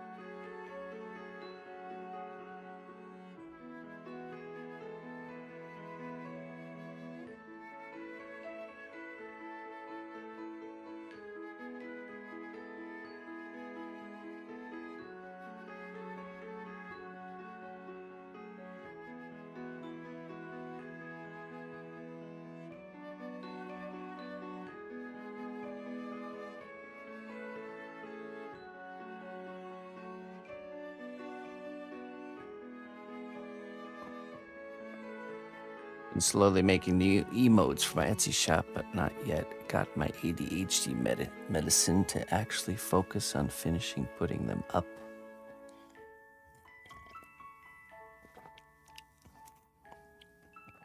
Well,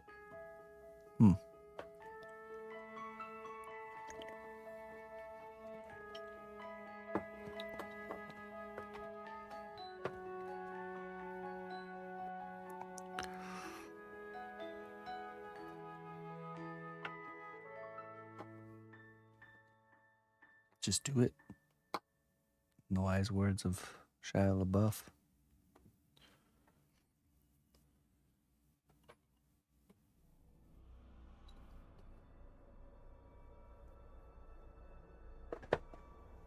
Put it up there.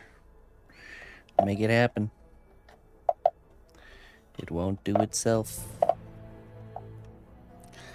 Flex the muscle of discipline. Do it now. That's right. It's true. It's taking action in the moment. It's the only time we can control is the moment right now, this very moment. Very easy to keep putting things off. Trust me, I'm very aware of this battle. Do it now.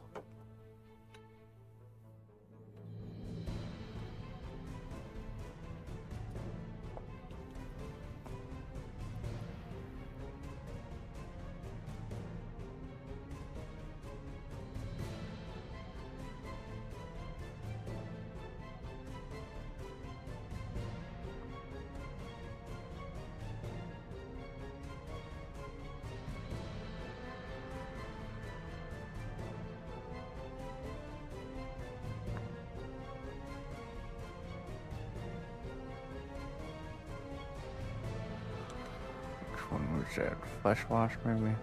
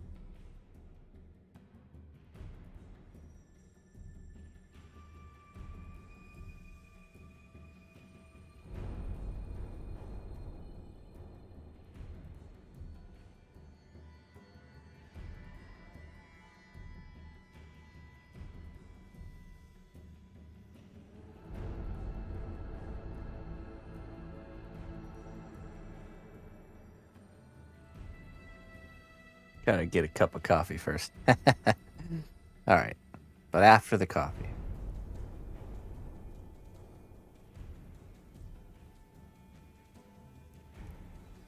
No more procrastinating. Now's the time.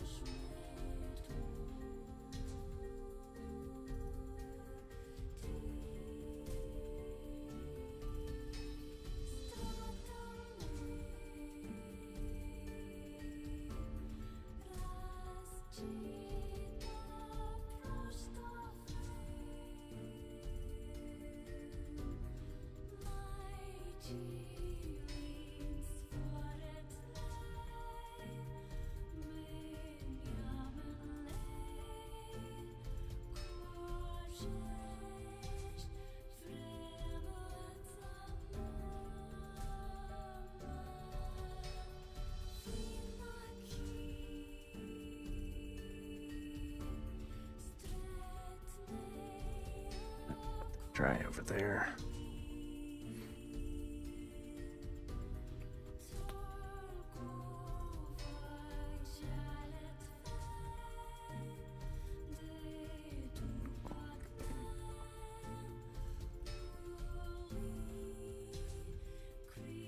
Let's do the silver on the cauldron and other parts.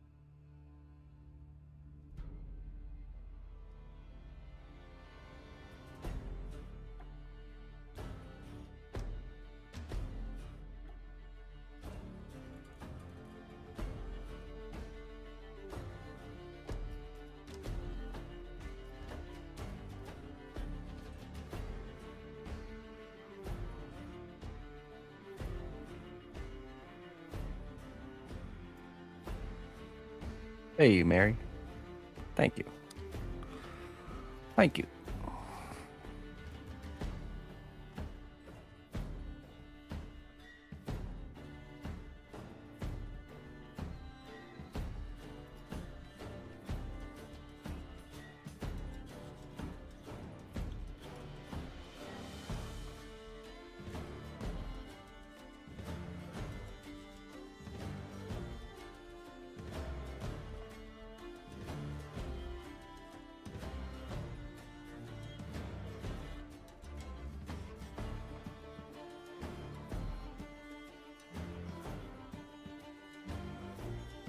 Let's see, this is probably not dry yet.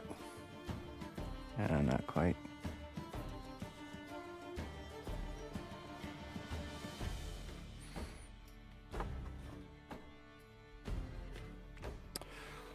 All right, I think I'm gonna do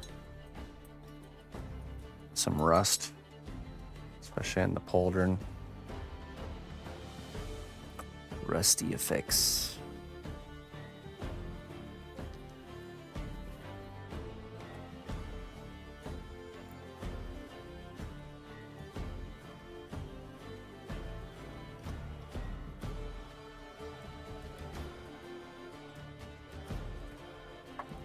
That's right, Andy. I'm always happy to see things come to fruition.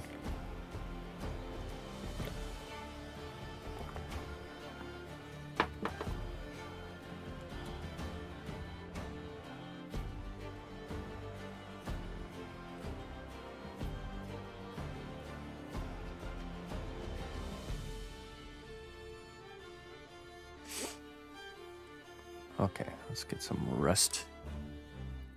The stuff has to be shaken pretty good. Might even need to be stirred.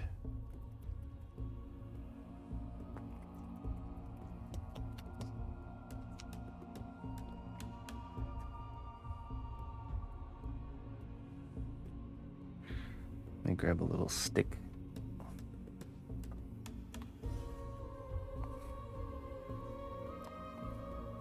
Rust. A little bit of rust.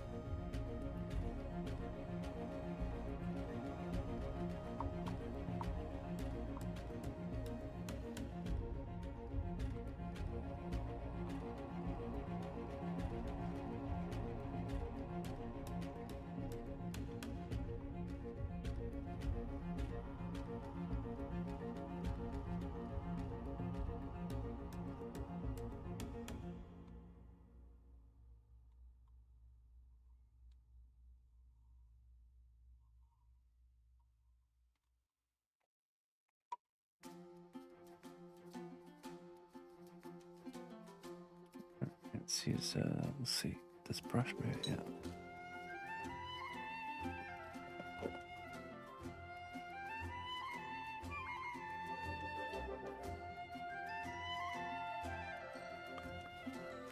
Take some rust here.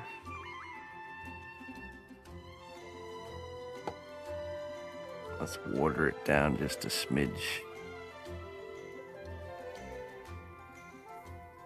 Oh, hey.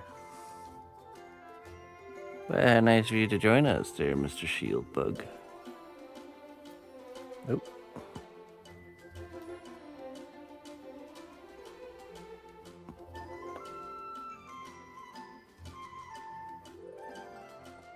There you go.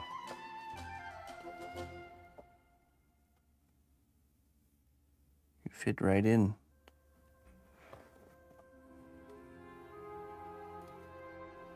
Chimney bug. Shield bug.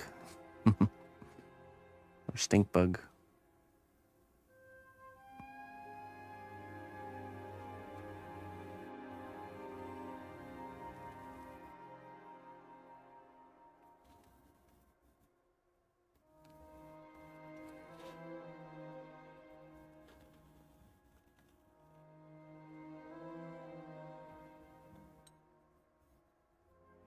If you move really slow, it can't see you. Alright, I'm just gonna do like an overall wash here with the rose.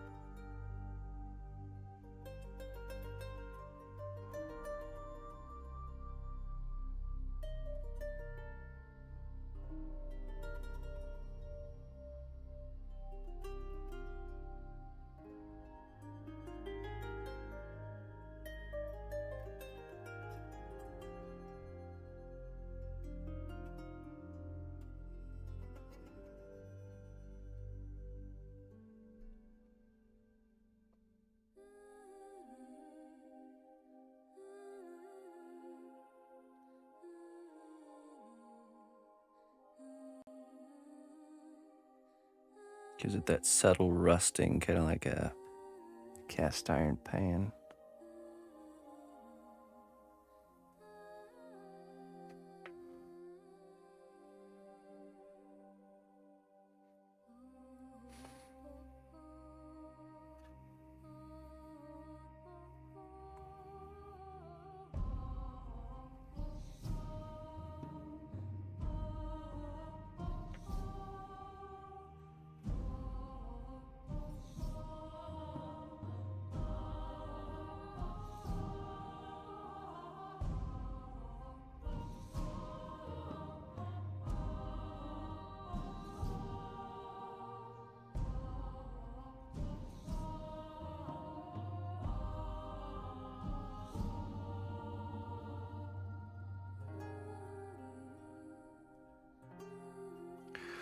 I'll let that dry, see how it looks.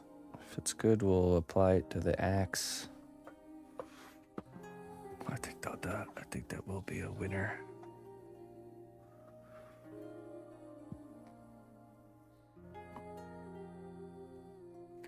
Let's start doing the loincloth color. I'll try not to handle the character too much now.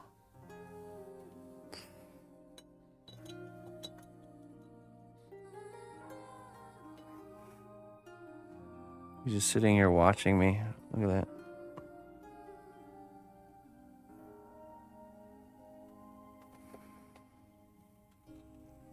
#1 viewer.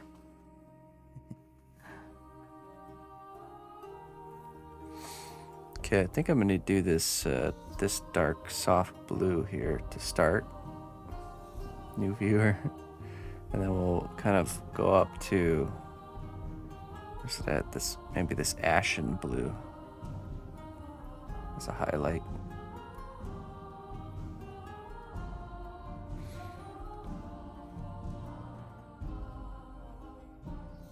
New viewer.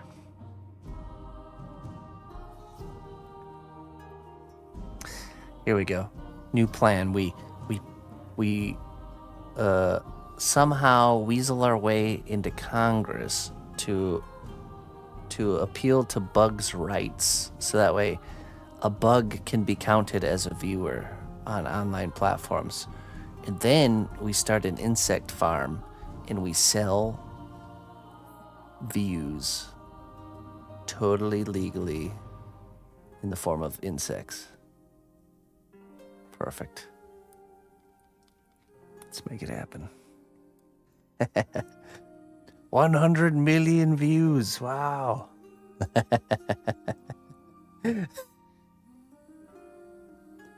Diabolical plan.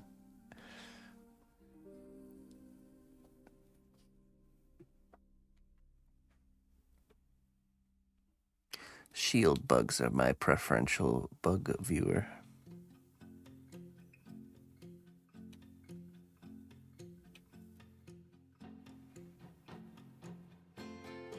Bug Knot Industries.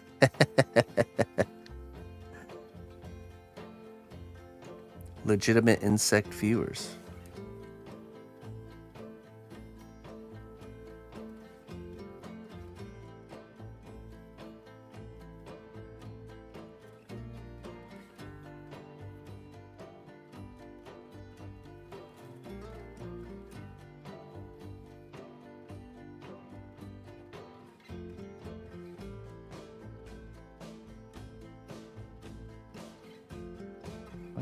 I'm gonna give this another mix. Seems to not be covering very well.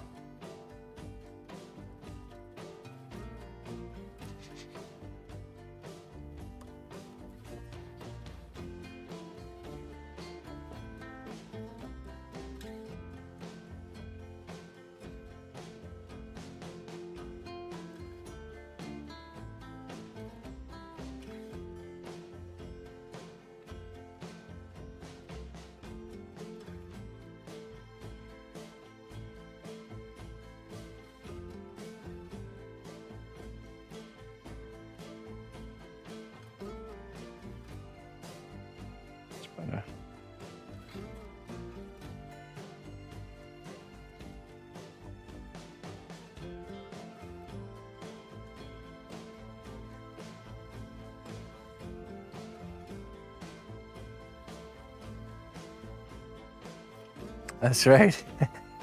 Oh, that good organic growth. Organic viewership growth, literally.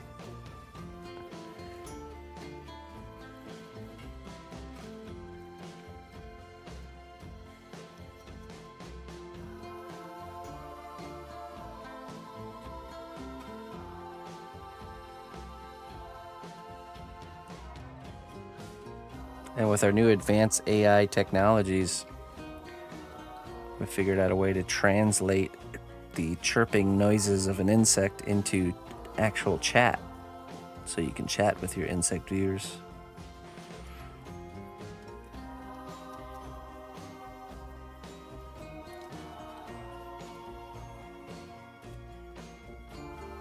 What was that show? Or what was that movie with the guy that had the cockroach buddies?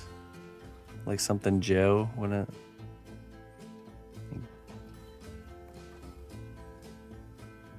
He had the apartment. The infested apartment. Somebody knows. Somebody out there knows it.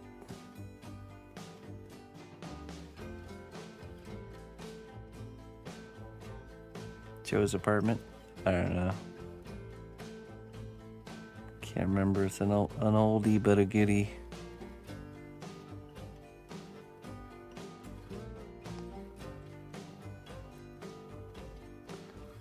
Oh, good.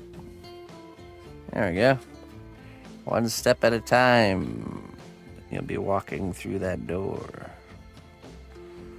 Just put one foot in front of the other, and soon you'll be walking out the door. Minotaur.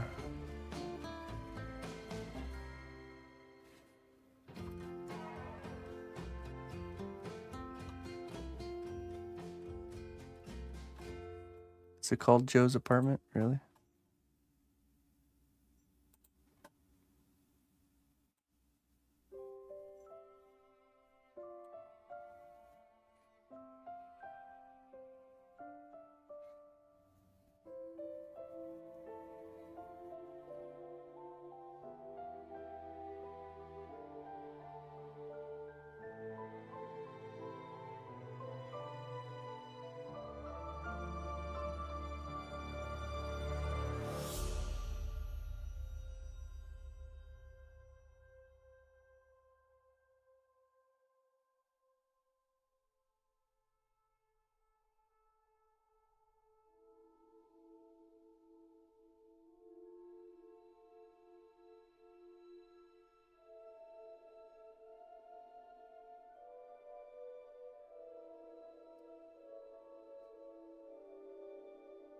Never heard of that one. That sounds boring.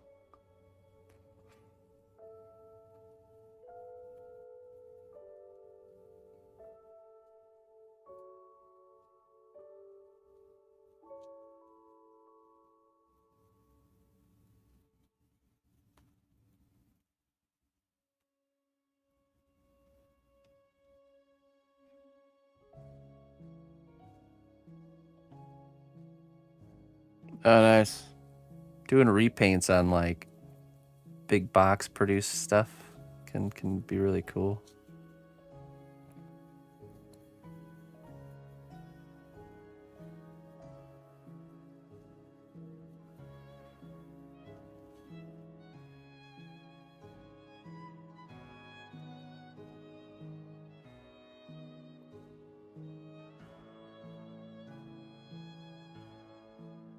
That's true. I mean, it's good. It's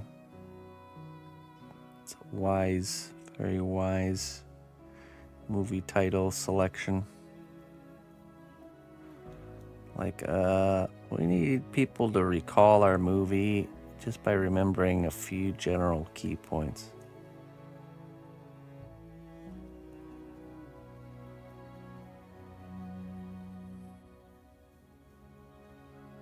Beauty and the Beast. There we go. It's about a beast and a beauty.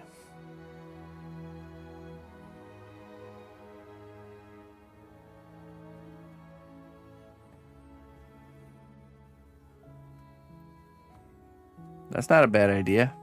There's a market for custom Halloween stuff. I'm sure.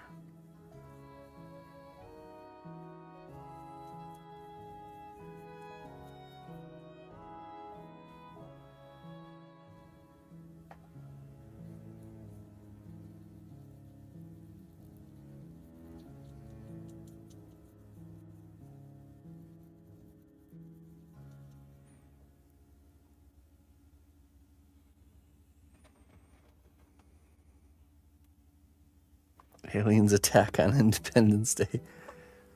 Mars attacks.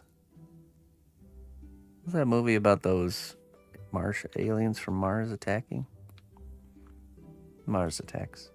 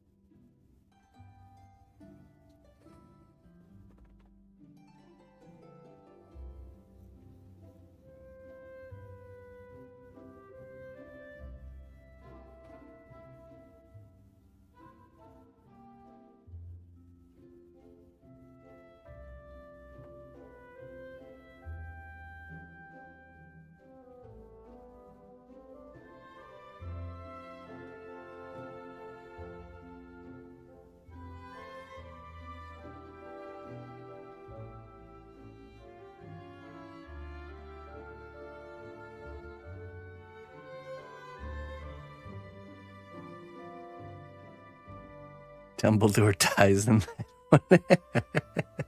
one. Well. Maybe in some alternate reality where it's like a law that you have to give away any surprises or twists in the movie title. Always that you could get sued.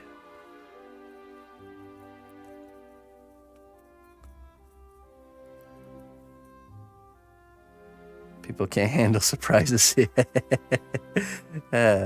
Little alternate reality. People are like those goats that faint when they get surprised. But it's like all of humanity.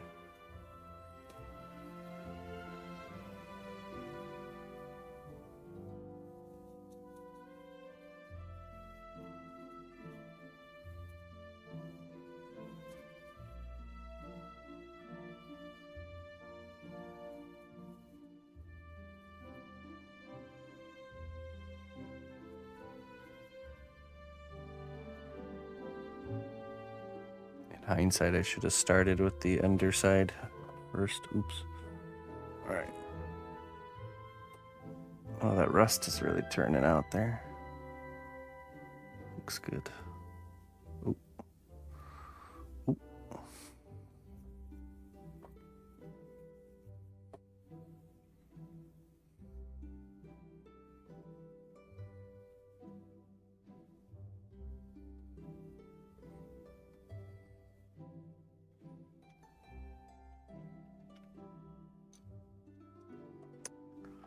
Oh yeah, what was that movie?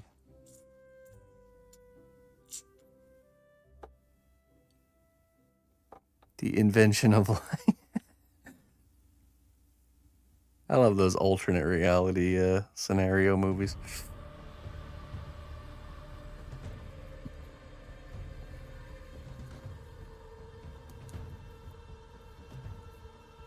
That movie's a perfect example of why a perfect system can never exist.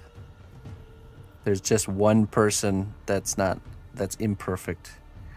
It ruins the whole thing.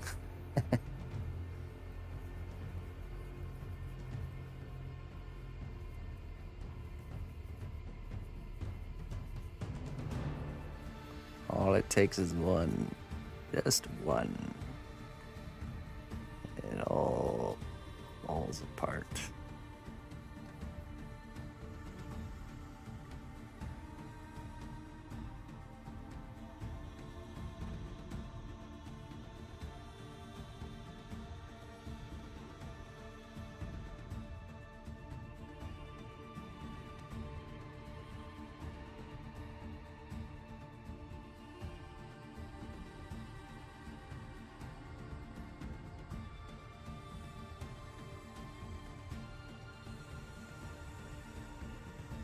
What was the question?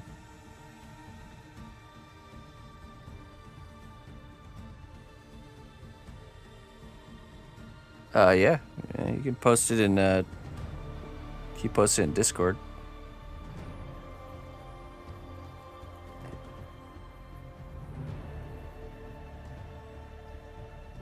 I don't have blue sky. I think I can still see the post though.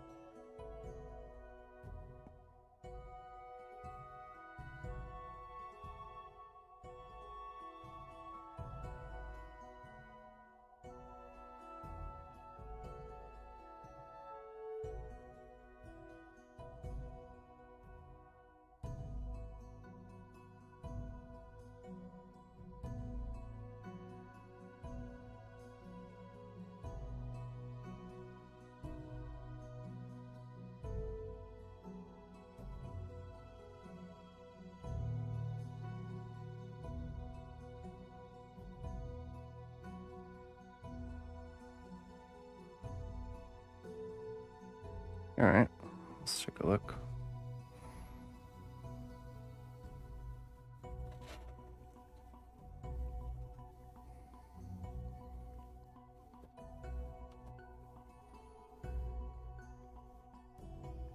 A pretty nice blue.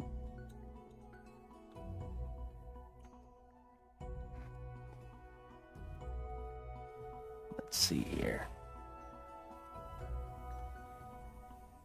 Oh, look at that.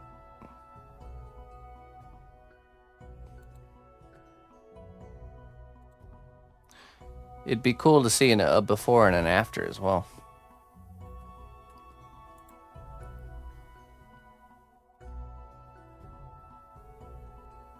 Yep, I could see him.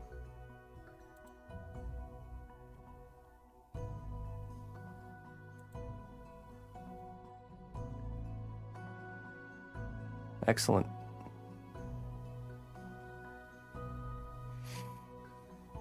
Yeah, well, not just for me, but just in general on social media. It's always nice to see, you know. Looks good.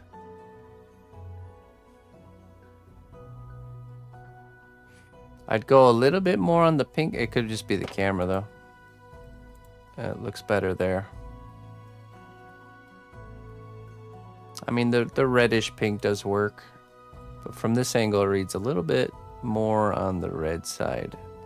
So I could see working in maybe like a unifying wash of pink, pinkish flesh tone.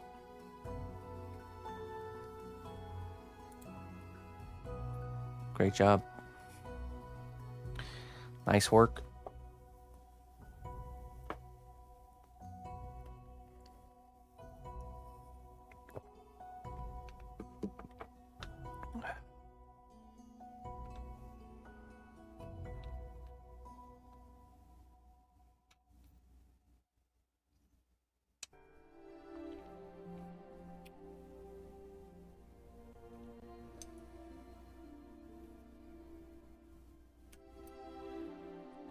Well, you know, the first step to being good at something is to be bad at it first.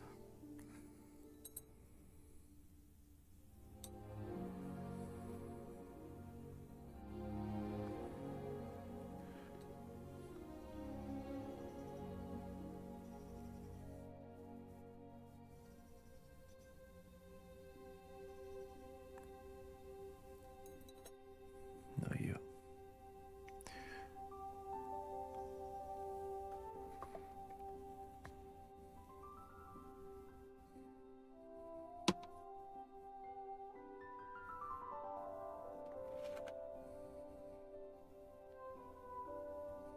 Let's get all these under areas done so we can not have to handle it.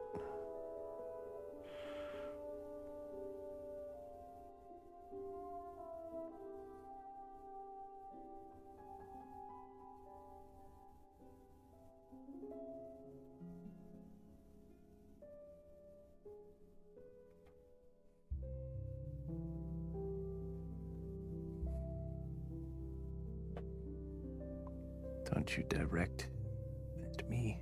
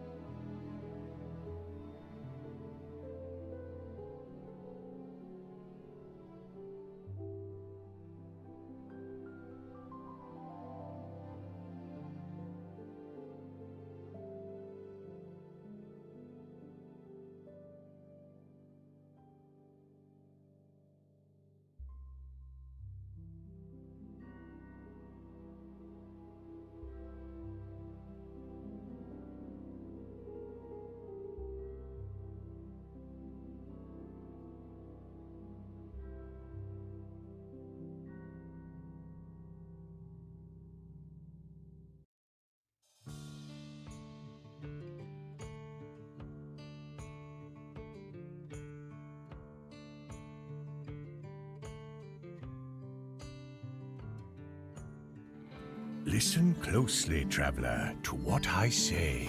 Twitch Prime does not even cost a dime. Hey. Hey, Safi, thank you so much.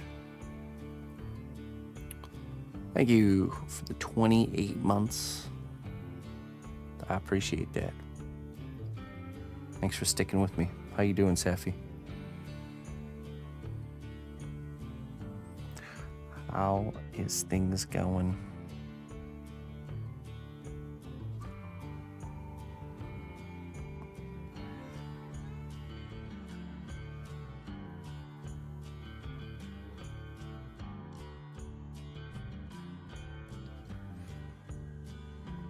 They're doing good.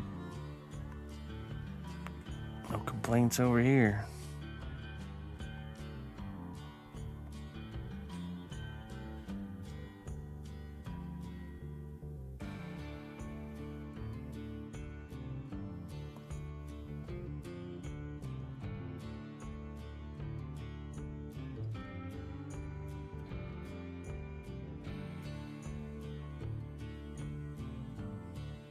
I appreciate you sticking with me. Thanks for supporting me.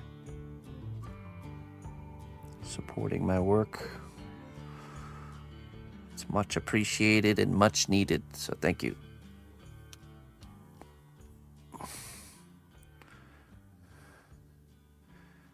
Believe it or not, I'm quite a poor businessman. Without your guys' support, this would not work.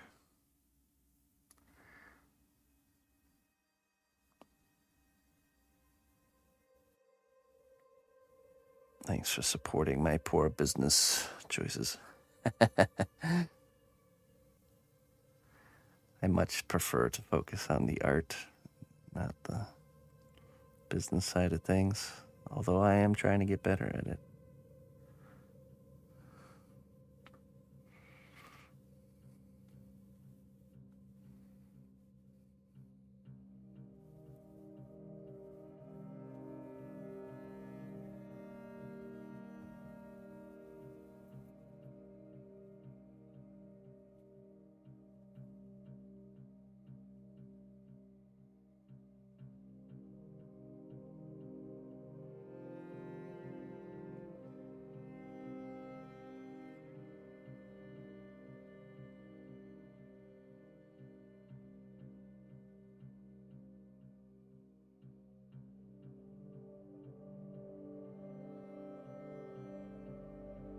Okay, I think that looks pretty good.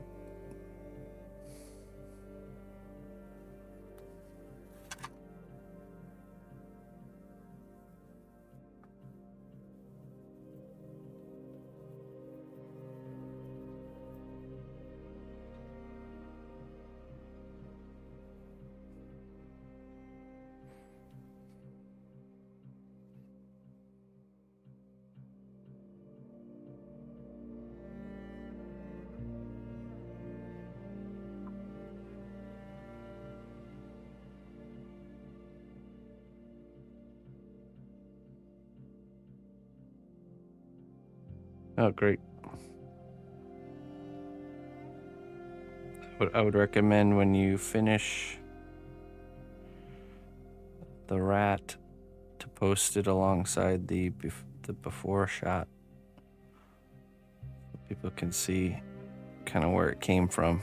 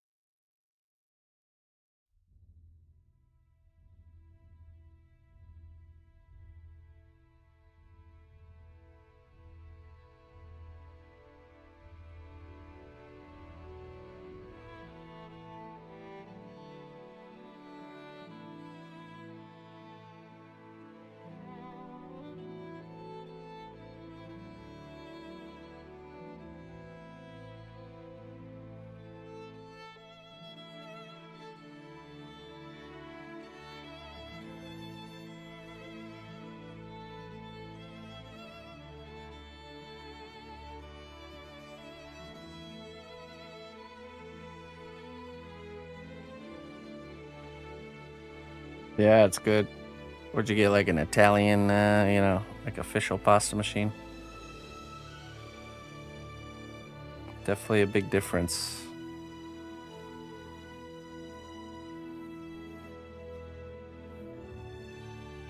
Yeah, this 150i, yes. Very good. Yeah, I've had mine, like I said, for about 10 years. Very sturdy product.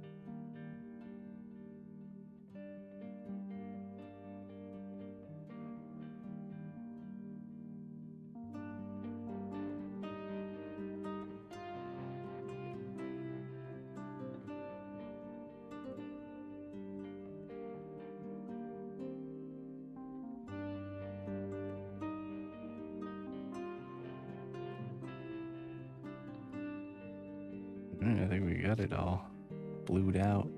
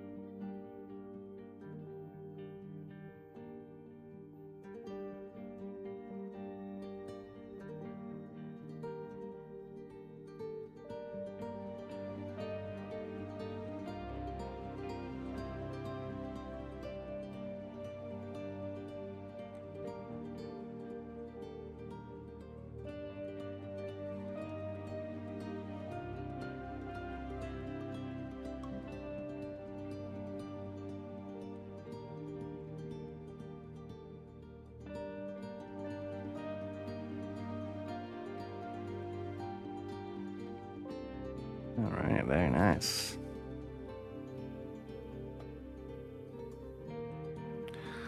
Let's take a gander how we're looking here.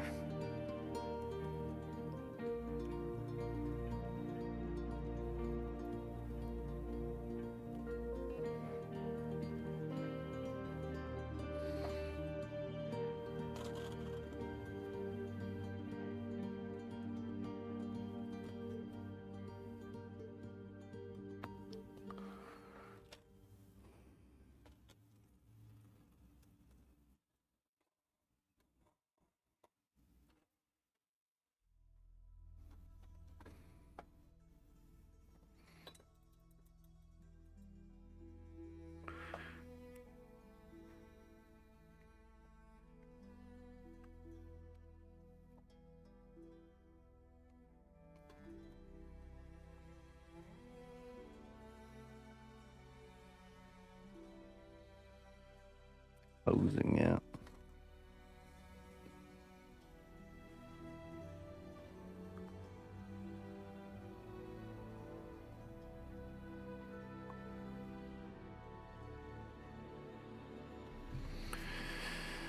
I think we will do the rust that we did here on the axe now.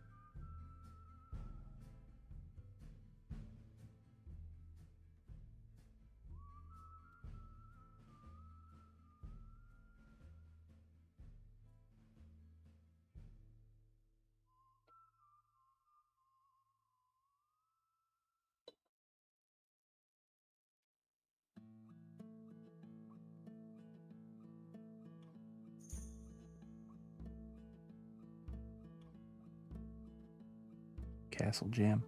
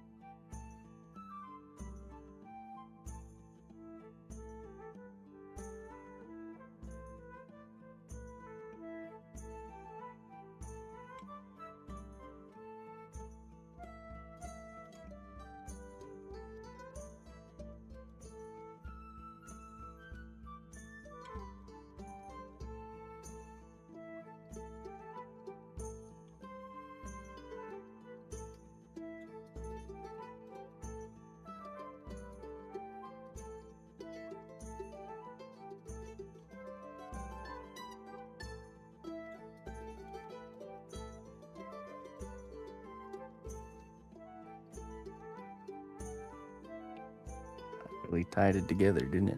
All right, let's let that sit right there.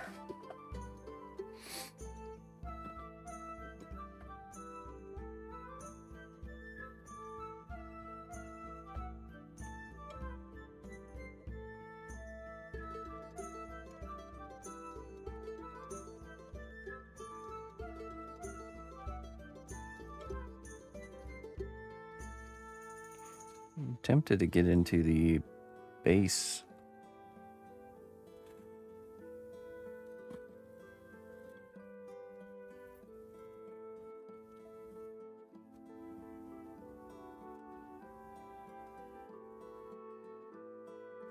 How dare you? How dare you disappear on us, Ran, tail tucked. You heard we were coming and you ran. Admit it.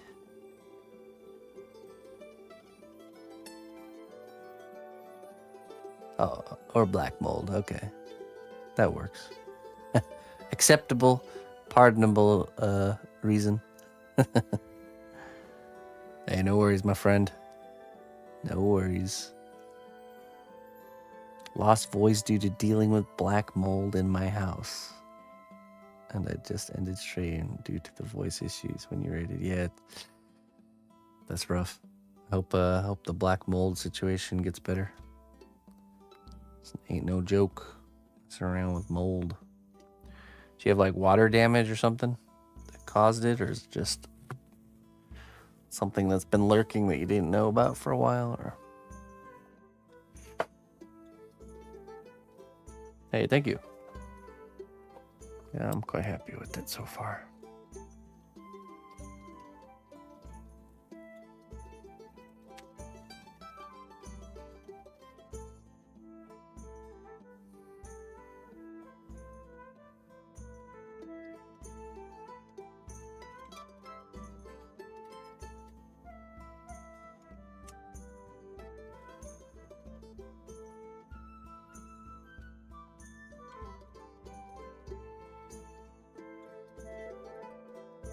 Okay. Yeah, let's start base coding and working on some base decorum.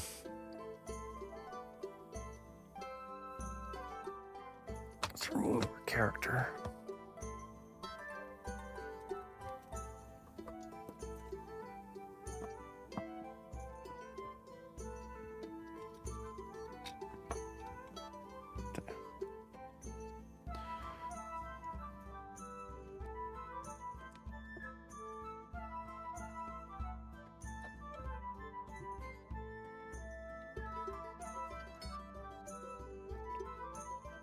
I see. Well, good. Listen closely, Now you can heal. traveler, to what I say. Twitch Prime does not even cost a dime. Hey, thank you so much for the Prime sub, my friend. I appreciate that. Thanks for your support. Glad you got it dealt with and you're on the repair. Yeah, when I first moved into this place, we just started renting it, and it had really stinky carpet. And the rental people were like, "Oh, it's fine, but it's fine to us. There's nothing wrong here." So I asked them if I could just change the flooring for them. Of course, they agreed, so as long as it's not purple. So after ripping up the carpet, there was black mold under it. And under that, asbestos tiles. So fortunately, I found like some flooring that was about the same color as the rest of the house for cheap at Menards, and I just did it myself. Good experience.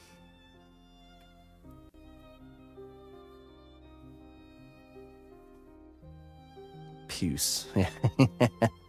It's not you didn't say not puce. I went ahead and got some puce flooring. Nah, just some gray linoleum flooring. You know, the stuff you snap together. I'd done work like that before, so it wasn't too out of place for me. So much fun, yeah. I'm doing as best as I can. Yes. I'm cleaning it as best as I can.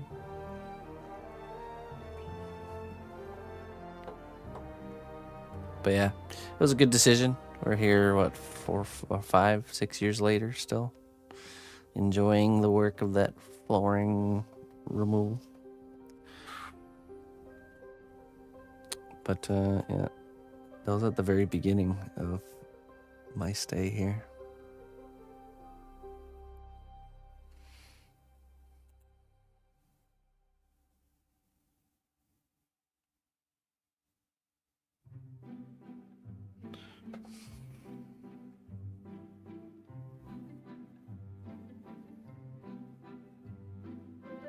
Oh, there you go. That's right.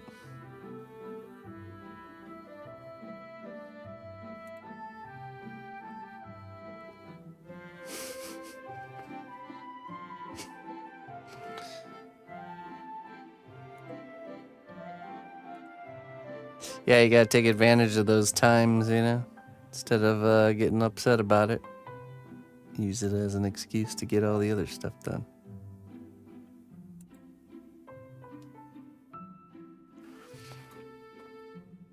All right, let me go be right back for a minute. Pick out some colors.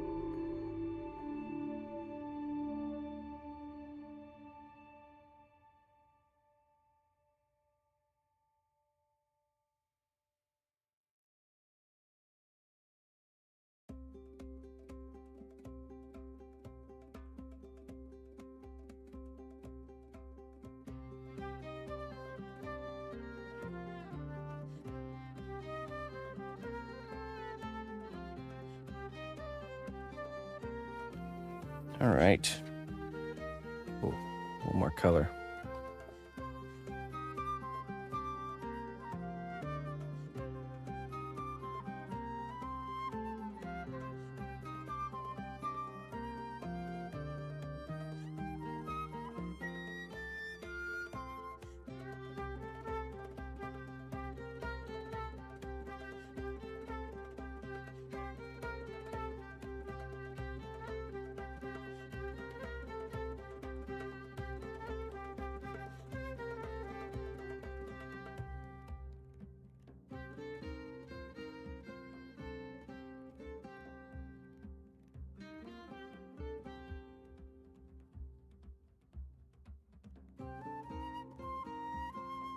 Okay. Going to upgrade our tray size. Get some base colors on this base. Base on the base.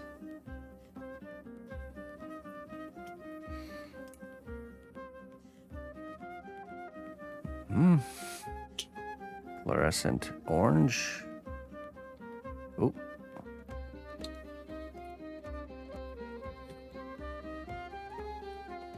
Black.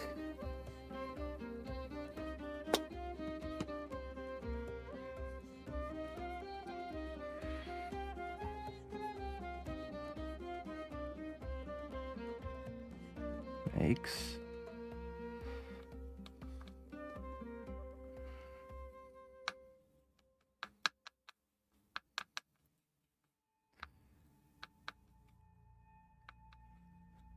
Nice rich brown.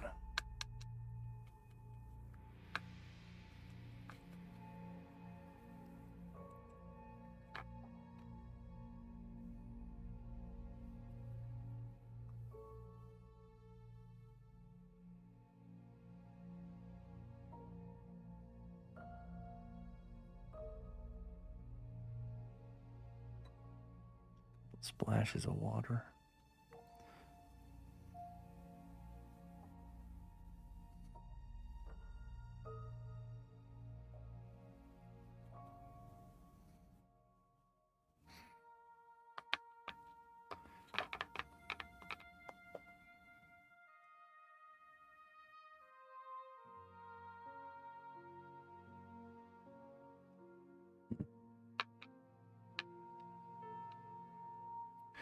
Thinking about the scenery, I'm thinking maybe we do like,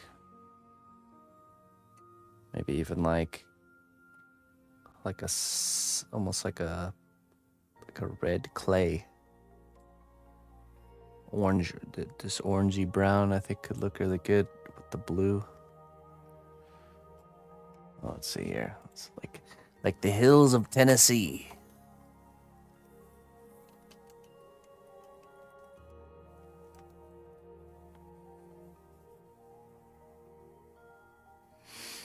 You did.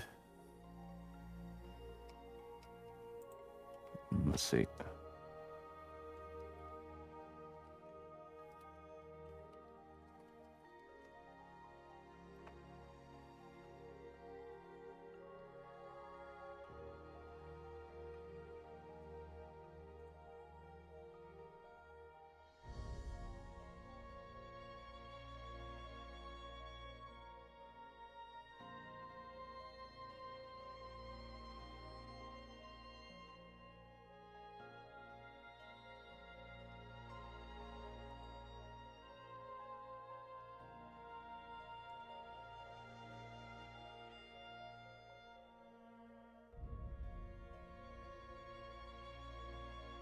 Let's start with this. Let's start with this bright, vibrant dirt color. And then we'll bring the intensity down with washes. It was as best as it could be. Yes.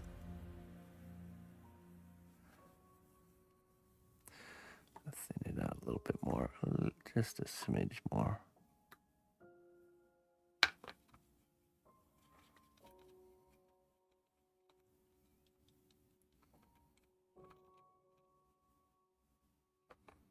Aren't you supposed to have professionals remove asbestos? Yeah, when you're not poor. Sure.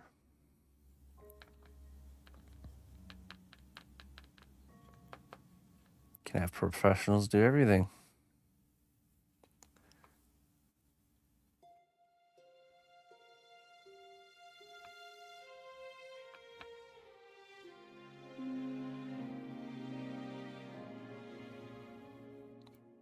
One must do what one must do. Don't worry, asbestos only kills you when it goes airborne.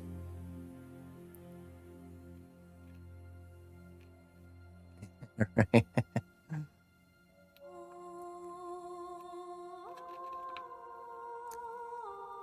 I'm an unofficially certified asbestos removal professional.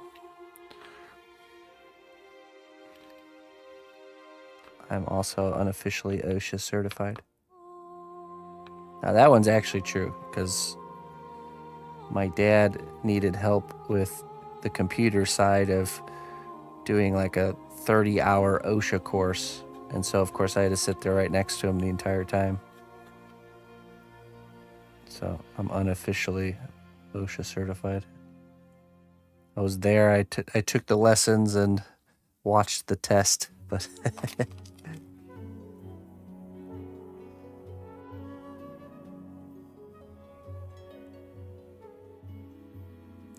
right, yeah, and then just bring it to a proper disposal area.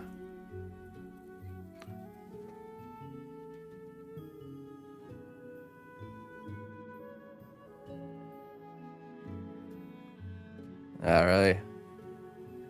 Asbestos. It's an interesting material that they decided to put literally everywhere. Then realized it's not good.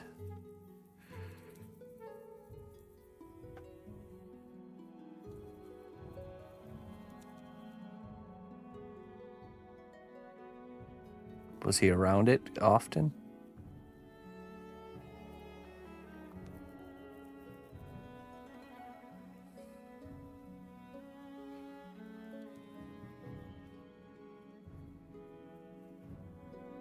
It's a good insulating material. I think that's why they used it a lot.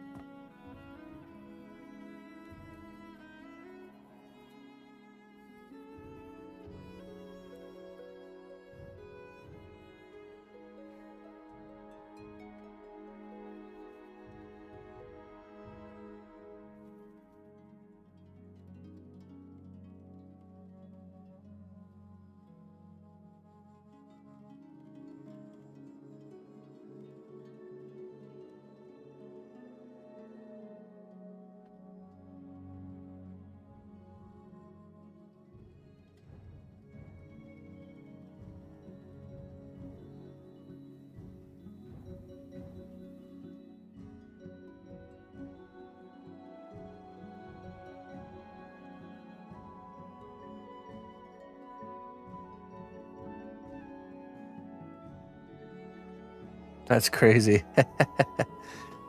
Watch in amazement as I clean my cloak. Tosses it into the fire. Ooh. Then like gives it a thwap and puts it back on. Nice and toasty.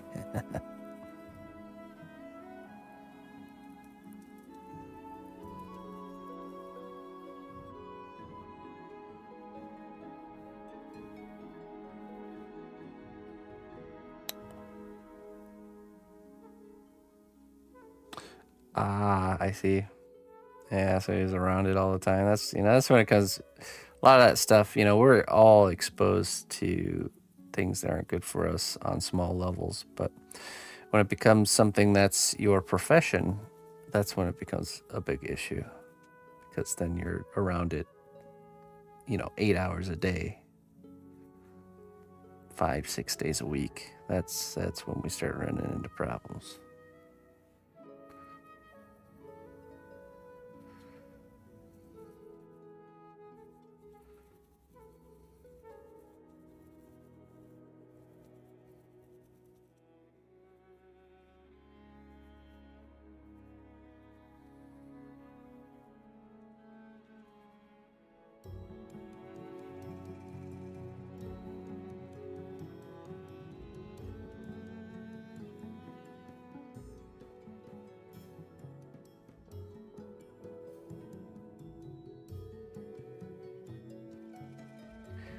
Sorry about your dad.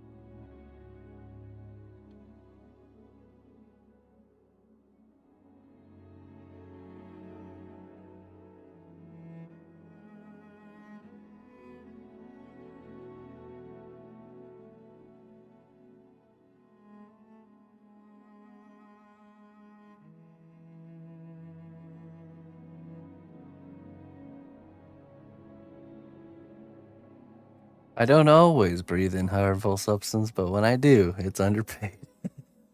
So true.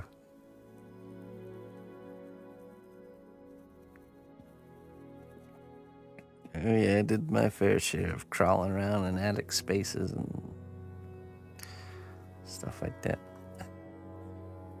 I used to go do side work for my dad's friend named Jerry, who just had all kinds of side job work all the time. And, well, Jerry had got this job from this old lady who was, I think she needed her, there was an animal up in the attic, so there was a hole where the animal was getting in, and at the same time she also wanted to, she wanted us to deal with that, and then she wanted us to add more insulation after we fixed the hole, so blown in insulation. Well, the attic up there was so like cramped, you literally had to like just crawl around. And then the lady decided to tell us that she had tried to get rid of the animal herself by putting, I think it was wolf or fox urine up there to, apparently she had read somewhere that it was supposed to deter like critters and stuff. So of course that didn't work. But now, well, cnotbusch had to go toss around up in the attic that smells like urine and fix things and then cover it all up with more blown-in insulation. It reeks forever. My question was, how did she get a hold of the urine? I'm guessing there's somebody out there that sells it. Propagates this, the story of how to get rid of critters using it, and then, you know, get your fresh wolf pee here. Are you sick and tired of squirrels in your attic space? Well, you're in luck, my friend. I have premium grade wolf pee here for you. Now, because I really like you, I will sell it to you at a reasonable price, $50 for a bottle. I'll take the snake oil. At least that's oil. I can use that for something.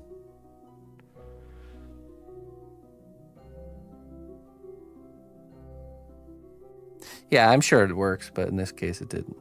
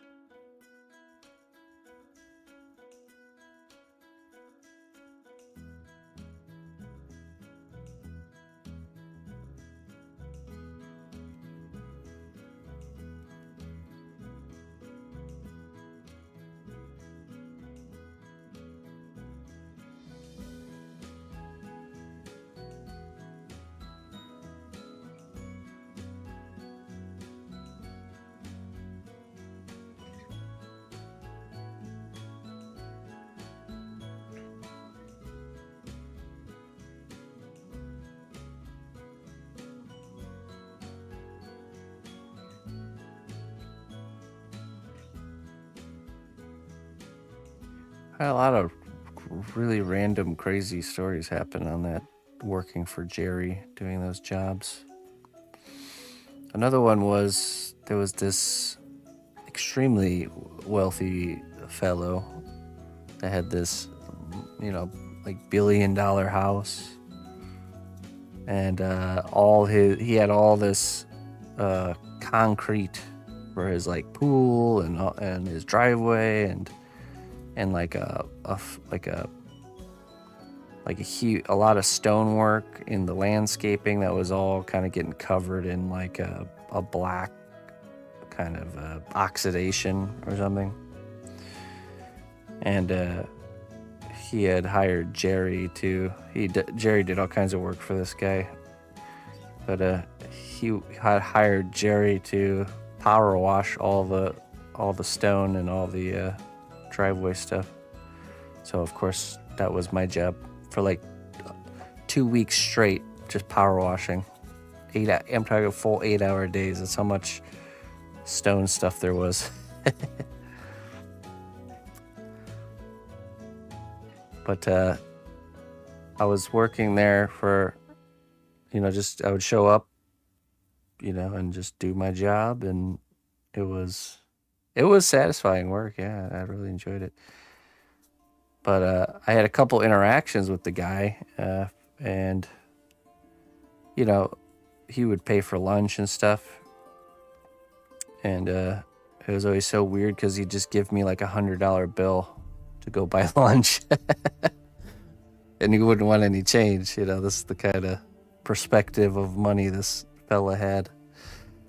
But we started to talk more, and one day, I was probably like a week and a half in, his housekeeper lady comes out to me and says that he's waiting for me on the second floor bar. And this was like right around 5 p.m. where I'd normally be finishing up to leave. And yeah, sure enough, I went to the second floor bar, and he asked if I wanted a drink, and we just kind of hung out and talked. And before I knew it, I was there till like 3 a.m. watching World War II movies on his in-home theater, drinking and having a good time with him. And then he had like 8 guest bedrooms all fully fitted out, so I just crashed there, stayed the night, and from then on we were pretty good buddies. It became more of like at the end of my power washing every day kind of thing.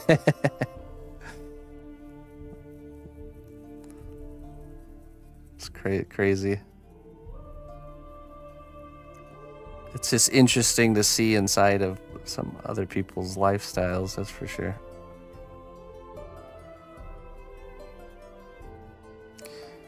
He had made his wealth he was a software engineer, and I think he had designed a medical software for containing and keeping people's medical files and stuff like that.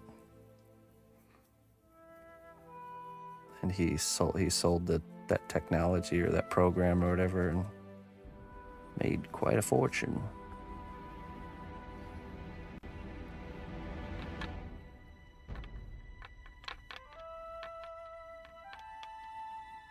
I think that was the last time I was stung by a bee.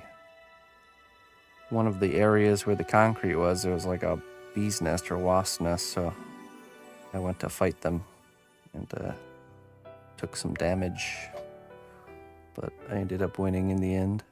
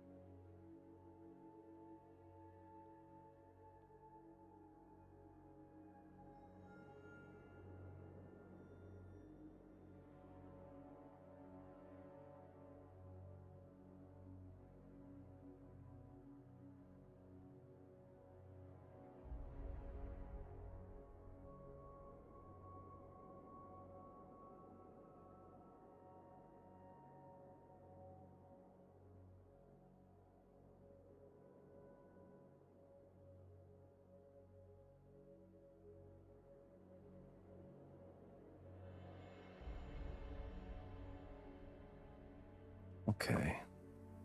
Now, the stones. The stones! Where are the stones? Let's do some white.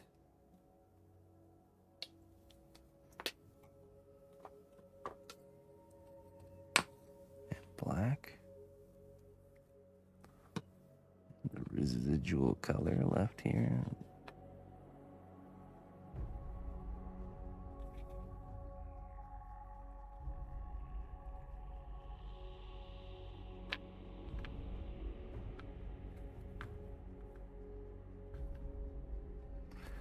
Zero stones, zero crates.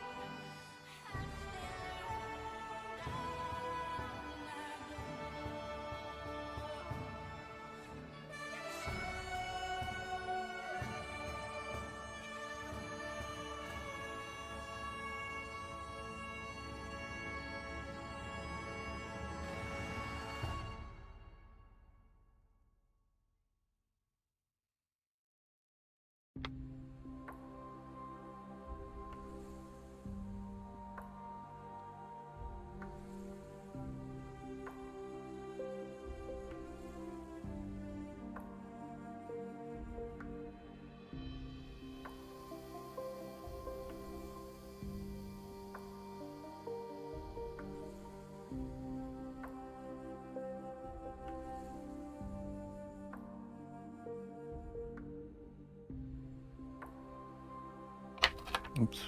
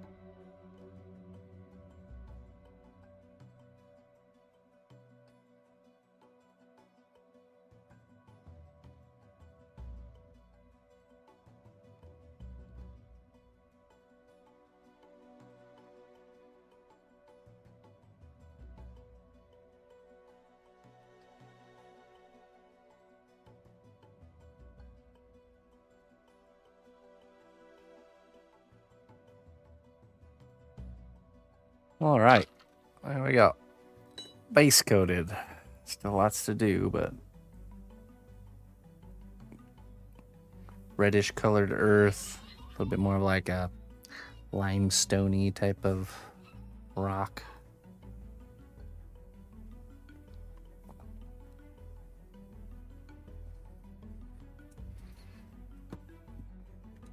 Those turned out really good. Yeah, the axe.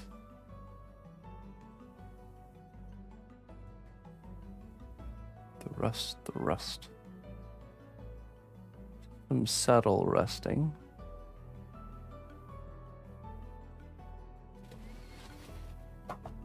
Let's see.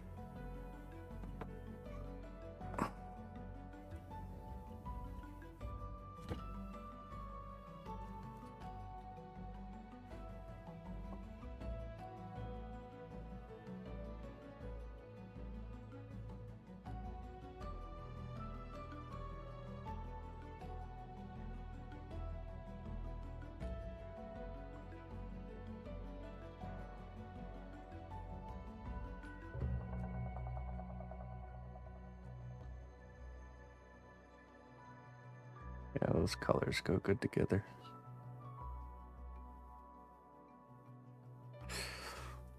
Still a good chunk to do. Probably one more session, though. We'll do it. One more painting.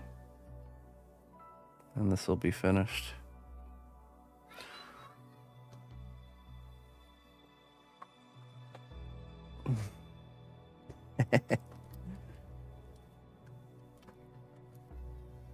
I just saw Frank's comment. Dang, lunch cost $98.27 today. Darndest thing. Want the change? No, it's been like $20 probably the most a lunch, and then he just wouldn't take the change back. Considered it a tip. Ugh. All right. Well, ladies and gentlemen, thank you all for joining me today. I know we had a abnormal stream time, but it's okay. Thank you everyone for joining me. We're gonna jump off to jump on out of here. No evening stream since, yeah, normally evening stream would be starting in like 2 hours. So I will be back tomorrow, and I need to find the airbrush so we can paint Morgoth. And I really think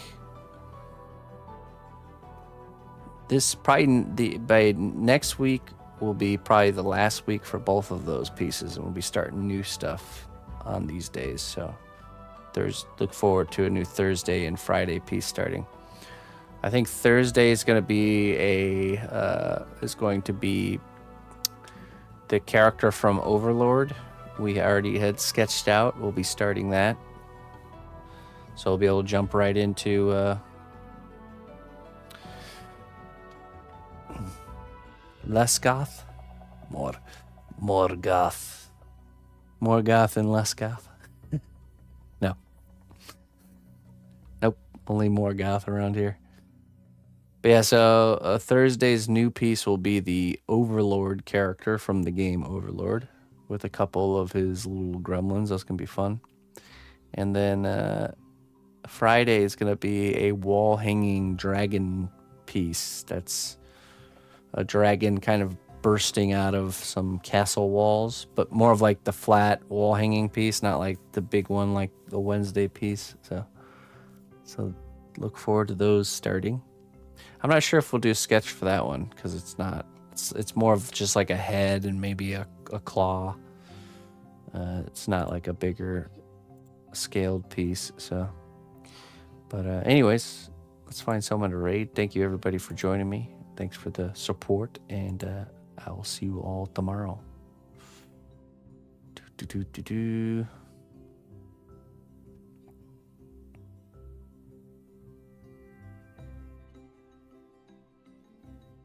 Adios. I'll drop you guys off with my man Phil Luna.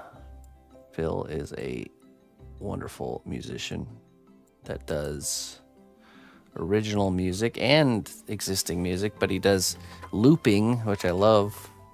It's where you create like one drum beat and then you loop it, and then you add the next, the next thing, and he plays guitar and does keys, and really awesome vocalist. So let's go see what Phil is up to. Oh.